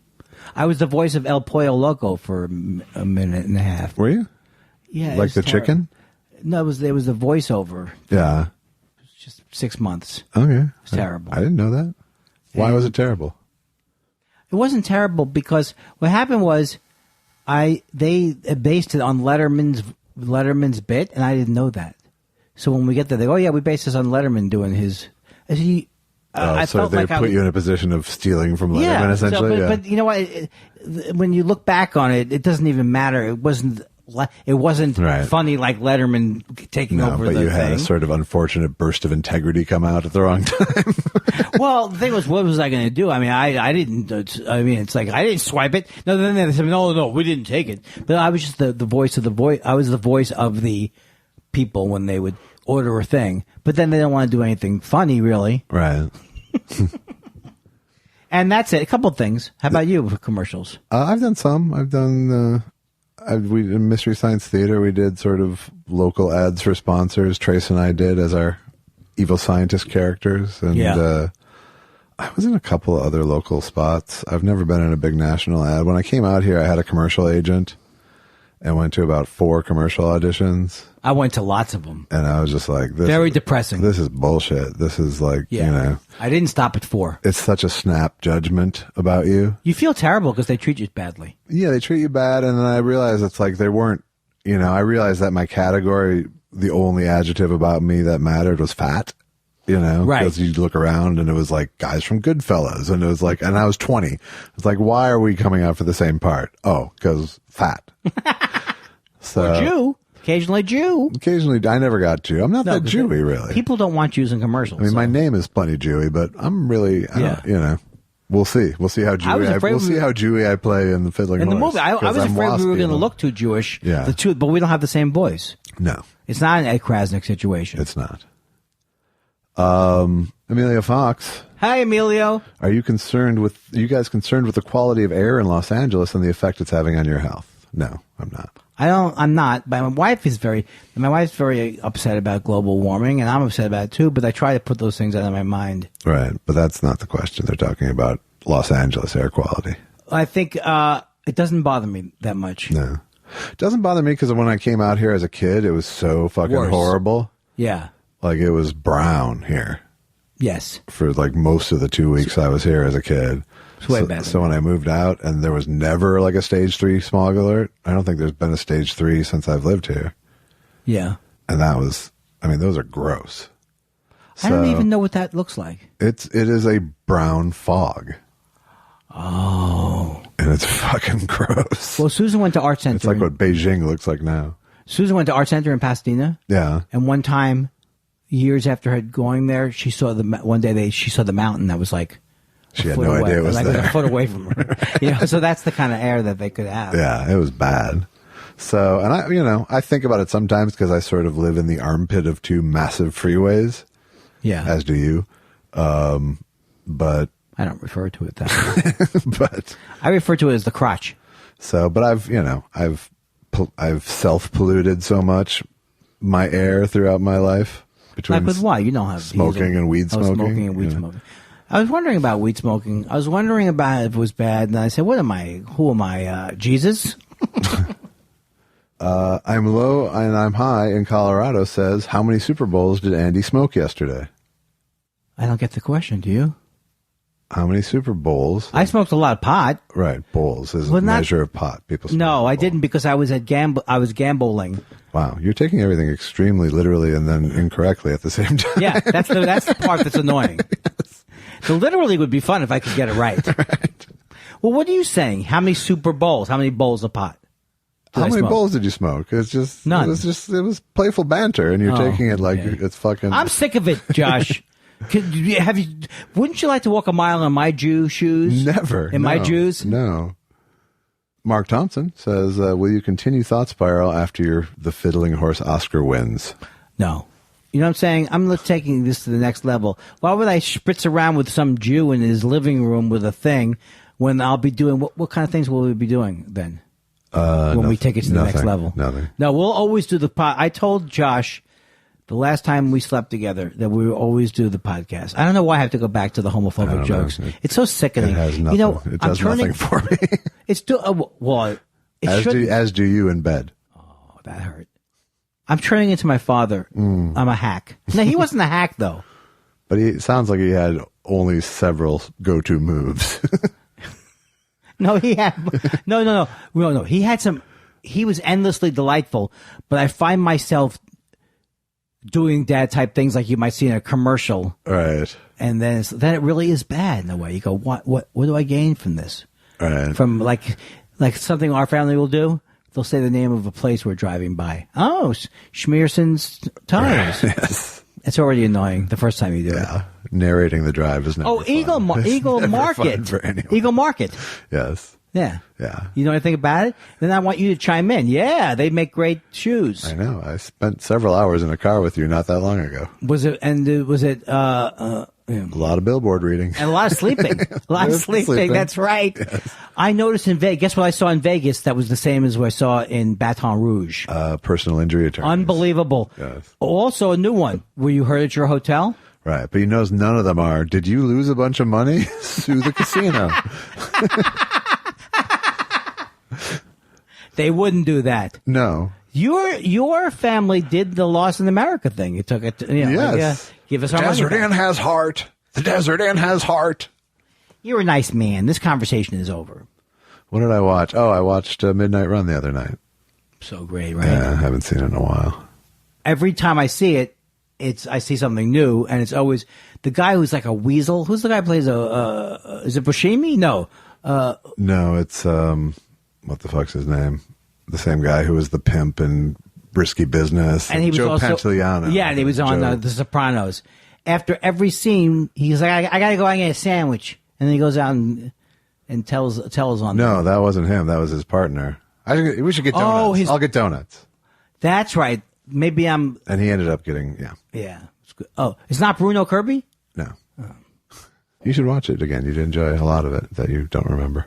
I just saw it a month ago. It's sad. Enlightened Misanthrope says, do you guys think that the studio's focus on tentpole films is hurting entertainment? The lack of writing in most films and emphasis on sales makes me spend more time watching older or independent movies. For creative people, it must be an ever-maddening process. Well, I'm not constantly pitching movies, so it's not ever-maddening, but it's, as a viewer, it's frustrating in some ways, As a filmmaker, there isn't the movies that I would like to make, that category doesn't really exist right now that much, but that's, assuming I would get a chance to make them anyway. I rarely see a movie. If I look to see what movies, there's never more than one that's even halfway interesting to me. Yeah. So I don't think of it ever coming back. I would say to myself, no, sometimes I get in the mood to see an adventure movie or something like that. Right. I really think the best stuff is going to be in other formats like Netflix or HBO and that's the thing. I mean, television is where it's at. The real that kind of creative energy is now. That mid-priced storytelling and great, and it looks great, and you can have your own TV. I mean, it's like there's certain things about it that are amazing that couldn't have been done. 15 years ago. And because there's no prestige gap anymore between the two.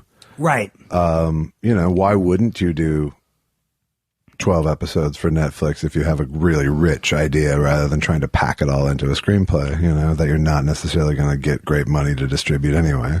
Or you make an independent thing. I mean, I think it's like. The good news is that yes, independent things will always get made, and they're the bang for the buck factor keeps going up. Yes. But it all comes down to, in this day and age, will anyone fucking hear about it? I think there's always going to be a certain, if the right word is zeitgeist. So I would never say there'll never be another small movie that does great box office, because I'm sure I could think. No, they're all every year there are some like Juno or whatever. But it's just a question of is there someone putting their resources behind it to get the word out? And in that way, I do think it's annoying. That's why we need Harvey Weinstein back. Oh, wait. Yeah, a lot of people make fun of him, but he also, when he wasn't ruining people's lives, I think it's annoying that there's everything, which I think you probably couldn't make a superhero thing at one point, right? That would be like... Yeah, but now the goal is the international market. Tentpoles, right? Well, the tentpoles are because it plays internationally.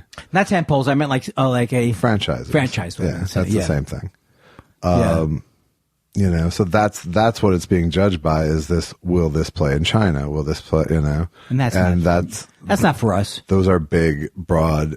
Yeah, I have no interest in that, and what I'm saying. I would like to go more. Okay, I was going to do a North Korea or South Korea thing. Okay, please. I can give you a moment if you want to formulate. Look, I'm not into that. No, nothing. Iron Comic, come on. That's the thing I noticed. I was watching History Channel, and it just hit me again. Like this, I don't think I've ever seen anything historic on the History Channel. It's always there's a show Forged in Fire. Right. I don't even know what that. It's like. American Pickers. Right. They hate their own field. What? They hate their own field, the History Channel. It's like if I want to see my Hitler things or great documentaries, I'll see it on PBS or I'll see it on other places. Right. You're not going to see the story of history on the History Channel. No, you're not. Now, the fact that I'm so fakely steamed about it, it seems like I'm doing like a Dennis Miller. I don't want to go on a rant. Right. Yeah. No, it's a little bit, it doesn't. Look, don't you feel bad that you destroyed one part of my life, which was the fake answering of email questions? You ruined that for me. I can never do that again. Yeah. The Groucho Marx style answering. If I... Andy, how long have you been doing comedy? How long have I not been doing it? I like green. I feel great about that. I do too. And I think at some point I feel like saying, England, why don't you interview your people and stop making them come up with it? Because I don't like that whole trend. Yeah. Not everyone's doing it, but it's bad. What, the email questionnaire? The email questions. Yeah. Nick Cosset. Evening, Mr. Kindler and Mr. Weinstein. Love the Doug Benson appearance. How much weed do you think Andy smoked? Is Andy the toke champ? All I did was smoke pot. I thought of it as like, that's the show. Yeah. And I kept thinking that was the show. Right. Doug took like 2 hits. Yeah. Doug is, I don't know, he could be a spy for a government program or something. Could be. I smoked the most of us 3, probably, right? Probably. The little dab did do me. Yeah. When I had dabs before in Colorado, I almost died. I didn't die, but I was hosting a show. It's a bad thing to host a show with. Right. But the dab, why does it get you higher? Do you know why? It's because it's concentrate that you're smoking. And you're shoving it into your lungs far, right? Well, maybe. No, I mean, the fact that it's a hotter thing probably absorbs more of it. I love it. But I'm not going to have it. You're not going to have a dab rig, are you? No, I'm not. Too much Hazarai. Did you see that show I did, Haz on Rye? No, I haven't. I'll Netflix it. Not funny enough. Terry Caulfield says, "Can I call you A and J?" No, please don't. Why would that help us? Sounds like a bad magic act. Right. That's the one derivative of J. Elvis Weinstein I don't like, when people call me Jay. Yes. I don't mind Elvis. Don't mind J. Josh. Elvis I don't bad. mind Jelvis. I like Jelvis even. Jelvis is good, and Josh is always acceptable. You don't like to be called Zach. Is the only thing I don't enjoy that, no. But I think it's because of your brother, too. What do you mean? His name. It's Chad. For a second, I thought your brother's name was Zach. I could tell that. And I could tell I couldn't get out of it. Could you tell how I couldn't get out of it? Yes. It's because of your brother. Even as I was saying it's because of your brother, right. I knew I was onto something wrong. Chad does not sound like Zach. It sounds more like Zach than Josh does. And we'll be back with more of Andy trying to rescue his dementia. Okay. Jeffrey Oliver wants to know, is a hot dog a sandwich? No. It's a sandwich. I don't like sandwiches that much anymore, but I go through different periods. Is that just because you can't bite with your teeth anymore? That's probably it. I have to get that taken care of now. You really should. Yeah. Did you get a check from your brother? just saying. You were there. You were biting through the side of your mouth. I don't remember if that happened. I don't know what you're talking about. Okay. I'm sorry. I didn't mean to hit a dental. You've just triggered eight old friend emails. Andy, I heard you say Brother Vegas. I want to start a bar.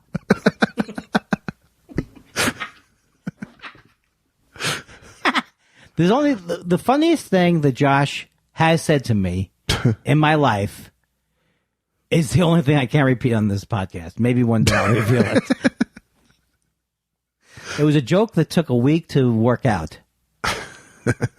And you asked it so flatly that it was beautiful. I can't reveal it because it's not that I mind revealing embarrassing details. It's that I want to protect my loved ones. I think that's respectable. Yeah, it is. But the truth is that I have one of the world's largest penises outside of Merv Griffin. Outside of Merv Griffin. Right. It's not Merv Griffin. Outside of the Merv Griffin Hotel. No, Milton Berle I meant. Milton Berle has a big penis. Okay. Merv Griffin I thought you had inside information. Merv Griffin was a confirmed bachelor. Right. Mad City Architect says, Andy, will you follow me? Since I know I'll never get a sweet song like Yoshi or Karen. Oh, I can't promise because then everybody's going to be asking me. And then what? That I don't like. In general, I'm not crazy about the "Would you follow me" thing. Right. But so what? Why am I against it? I don't know. They subscribe to our podcast, so. What do you mean? I mean, that's a person who is a regular listener and subscribes to our podcast. Oh, so why So a shouldn't I? follow back would be, Are you following him? if they asked you. Okay, I'll follow him. I mean, now I feel a little offended, frankly. I'm offended by everything you're doing, That's okay. and I'm sick of it. Okay. You going to storm out? All right. Have we done a storm out? Not yet. Have we done a slow roll? We did do a committed end of the show with you walking out the door once. That was good. How did it sound? Not as good. It was good. It sounded real. Yoshi Yamamoto. Yoshi Yamamoto. Yamamoto. Hey guys, I enjoyed the Getting Doug with High appearance, particularly when Doug became so overwhelmed by Andy's energy he just gave up trying to mediate. We don't know what's going on. I really can't. I can apologize for everything. I can apologize for everything except I'm not going to apologize for how I am when I get high because it would involve me thinking. Maybe there's a way to me to I think there's a way for me to be better, be nicer. But it's not so much that I'm dominating as I am dominating and that's not. It's not a matter of being rude. I'm just going off. Sometimes I can't hear that I'm dominating, but I always feel like he's not hosting. He wasn't hosting. I mean, that part you did perceive correctly. I don't mean to bash on the guy because he was nice enough to have us on the show, Yes. but I also felt an icy chill from him. So Well, I want to go on the Greg Fitzsimmons podcast together. good. And I think it'll be fun to do things where, it's like, I need to be able to, and I have no idea what I'm saying now, but I'd like to improve it. No, I mean, I'd like to be I'd like to have fun, more fun. And it's not, adjusting to two people shouldn't be that hard. No, I understand it's an adjustment, but I need to put it on the front burner as something. Wait, if I drop the ball in other areas? Well, I mean, it's always a different thing when we have an audience, you're playing to the, I'm used to other people energy. I know that. Well, I don't think I'd make the mistake in the club again, because if we went to a club, I'm going to look at you. Yeah. I wouldn't make the same thing where you just like leave the other person, just go like I'm doing a nightclub thing. Okay. So that's a way to improve. But what else? Other things, we just have to get on more things together. Right. And get more things going. Right. Not that I'm just planning the idea in your head that there's two of us. And that, I don't feel that comfortable being the silent lummox who scolds you occasionally. Have you been reading my diary? Had another thing with Josh and I. That's silent lummox. But the other thing is, and this is something that has nothing to do with anything except that it's true, is that I get intimidated by other people's energy, and then I lose myself sometimes. Right. So like that night that I went back to the what's his name show, the Canyon Country, something country, the guy who wrote the sitcom with the Harmontown. Oh, okay. Went back on Dan Harmontown. Harmon, I just didn't feel right. I don't know what it is, right. But it's like it is that I'm allowing the situation, other people's thing, to affect me. You're afraid of being alphaed by someone. What's that mean? You're afraid of being alpha. Alphaed by someone. dogged.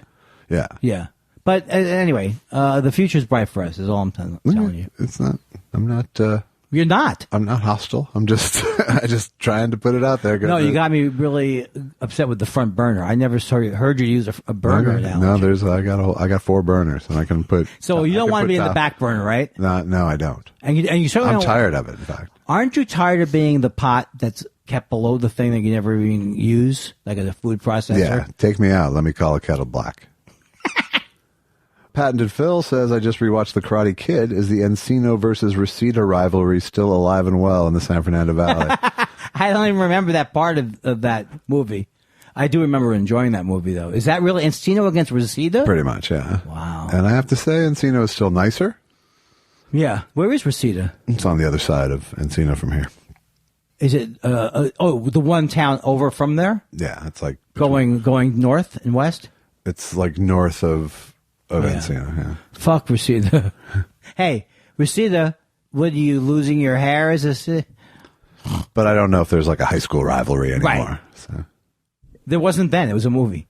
That's true, but I bet there was. No, I like that movie. 70s? I enjoyed that movie. And there was a lot more of Valley animosity in the 70s. I didn't know that, but That same trip, I remember someone yelling, "Go back to the Valley!" It was very pejorative. It's also roughed down by Palos Verdes if you try and surf over there. I haven't, but No, nor have I. I'll get down there eventually. Thought Spiral. Okay, from Tweet Bahara. This isn't funny, but it's true. We had to put our dog down this week. Oh, I'm so sorry.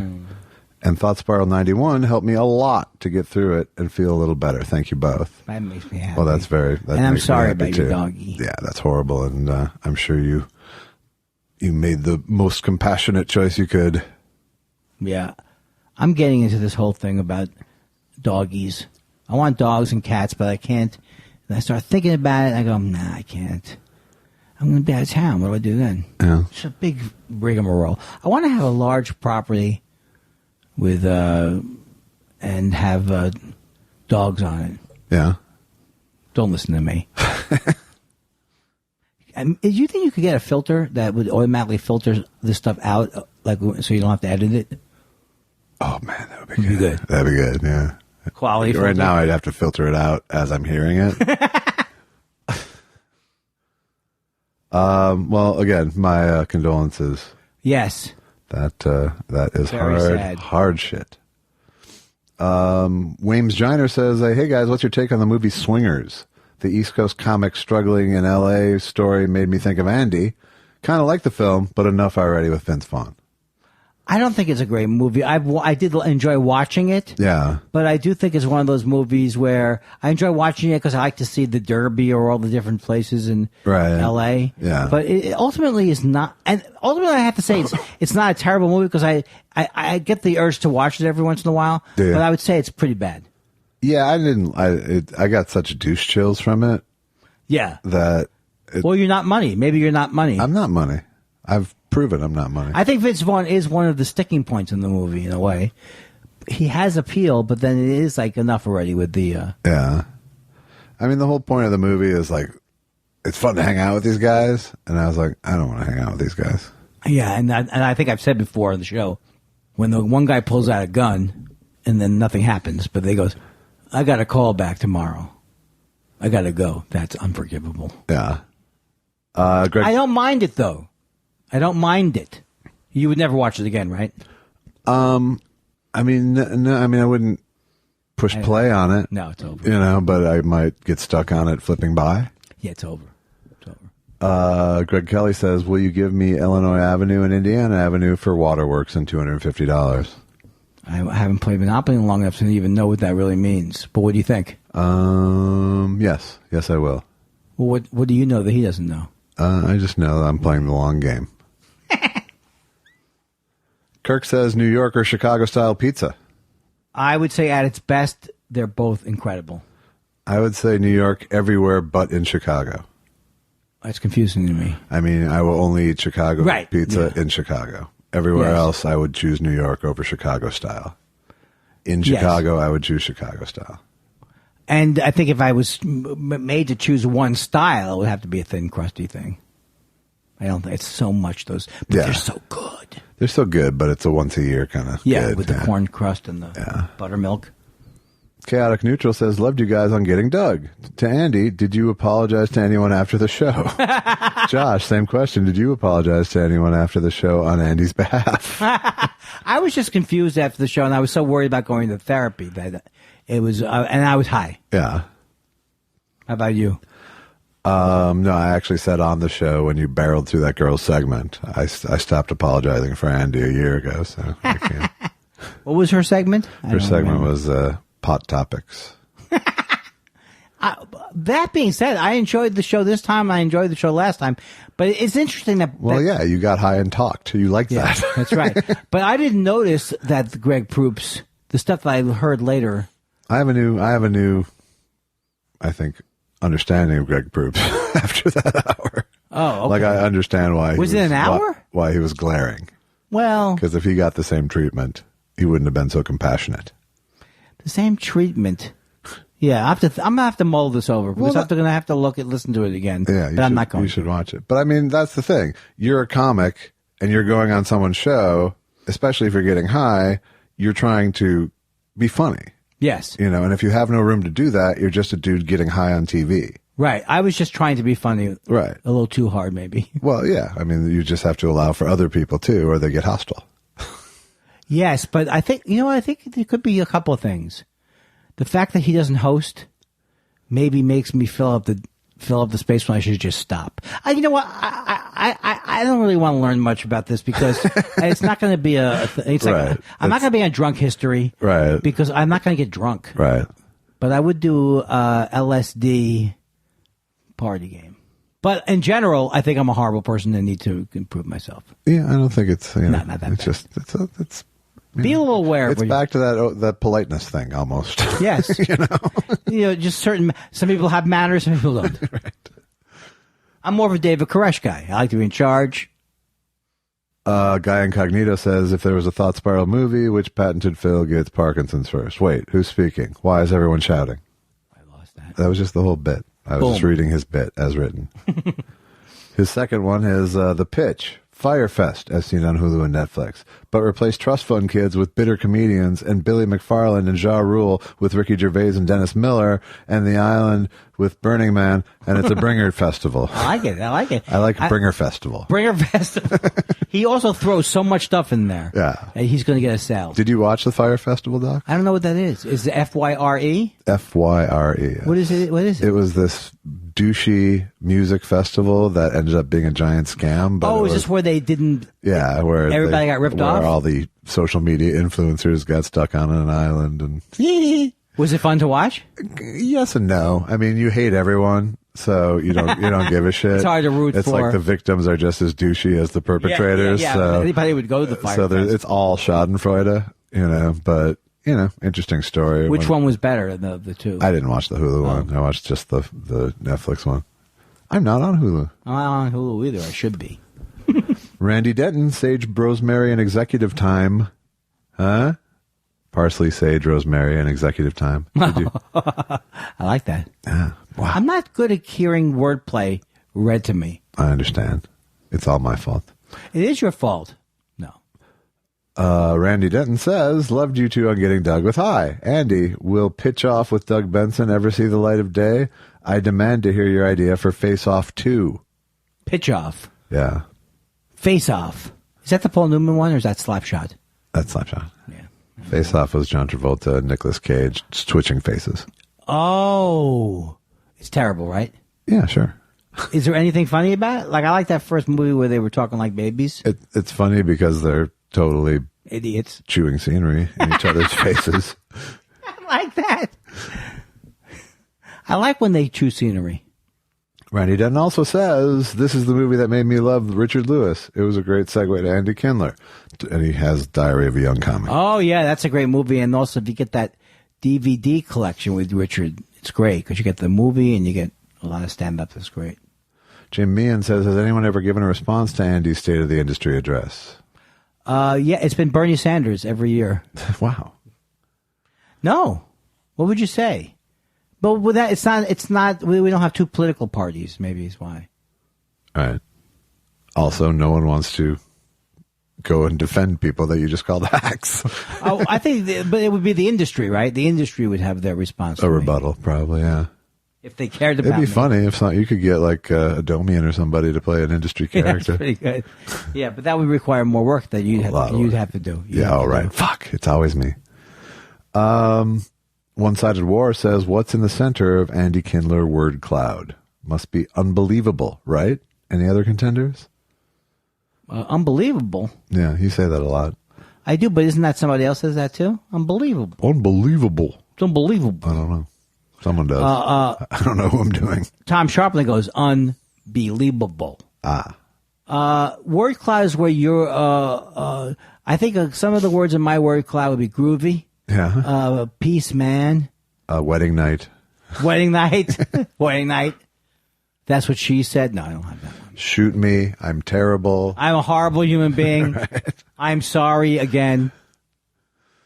I'm tired. The Cynics says, I cannot figure out who looks more like Ted Bundy. Is it Chris Cuomo or Jake Tapper? I think there's nobody who looks. There's nobody. It has nothing to do with how he looks. I can't stand Jake Tapper. I hate everything about him. And Chris Cuomo, I don't mind as much. I go the other way. Chris Cuomo really gets under my skin quick. Well, he's terrible with the way he talks. He's such a clown. Let's get at it. He's a fucking clown. And he's constantly telling you. He talks down to you too. He does. Yeah. Right. Yeah. He's a little too faux leadery. And you don't need that. You don't. But Tapper is it's just horrible. I think he's a horrible human. I really do. Well, I'm not gonna argue for Tapper. Do you? I mean, you could if you like him. No. Self-aggrandizing. If you know what, if any capital he could build up with me is completely erased by State of the Cartoonian. That is the worst. I've come to despise it. Yeah. His name's all over it too.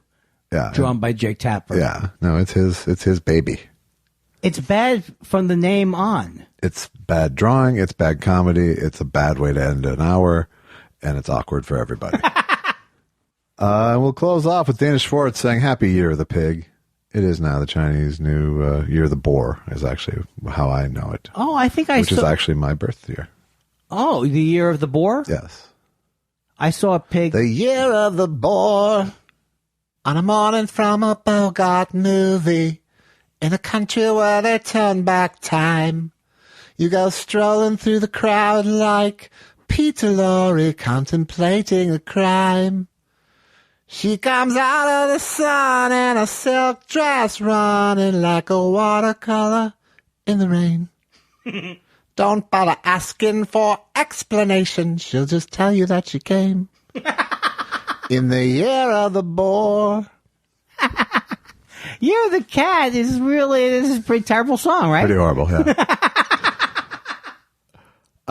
So do we have any unresolved hostility that we need to get through? I don't think. Oh, do you? No, I'm good. No, I'm very good, and I'm glad we talked about it, and I'm glad that, and hopefully we'll get some updates. There's a lot of cliffhangers now on our show, and the cliffhanger is going to be well. Hopefully we'll next know if this case actually did go to the Supreme Court, and if there was a decision. Will Andy ever transfer anything onto a? Does it exist even at this point? Right. I think it might be your girlfriend in Canada. If you have any concerns or things, write to us at Thought Spiral. I think that it's thoughtspiralshow@gmail.com. And Jay and Josh says he's like he answered for all of us. I did a big catch up. Wow. Binge last week. Don't forget, I Need You to Kill. You know what? I think I Need You to Kill is off Amazon Prime now. I think it's been a year and it must have gotten pulled. So. Oh, so we don't need them to watch it right now. We don't need. You can still, if you're still curious and blew it by not getting it free on Amazon Prime, you can still get it at iTunes. Did that make you sad? Or they just, yeah, it does make me sad. Yeah. But I have no control over it. So, and it might cycle back. Who knows? Yeah. And other than that, I just want to say to my haters, I get it.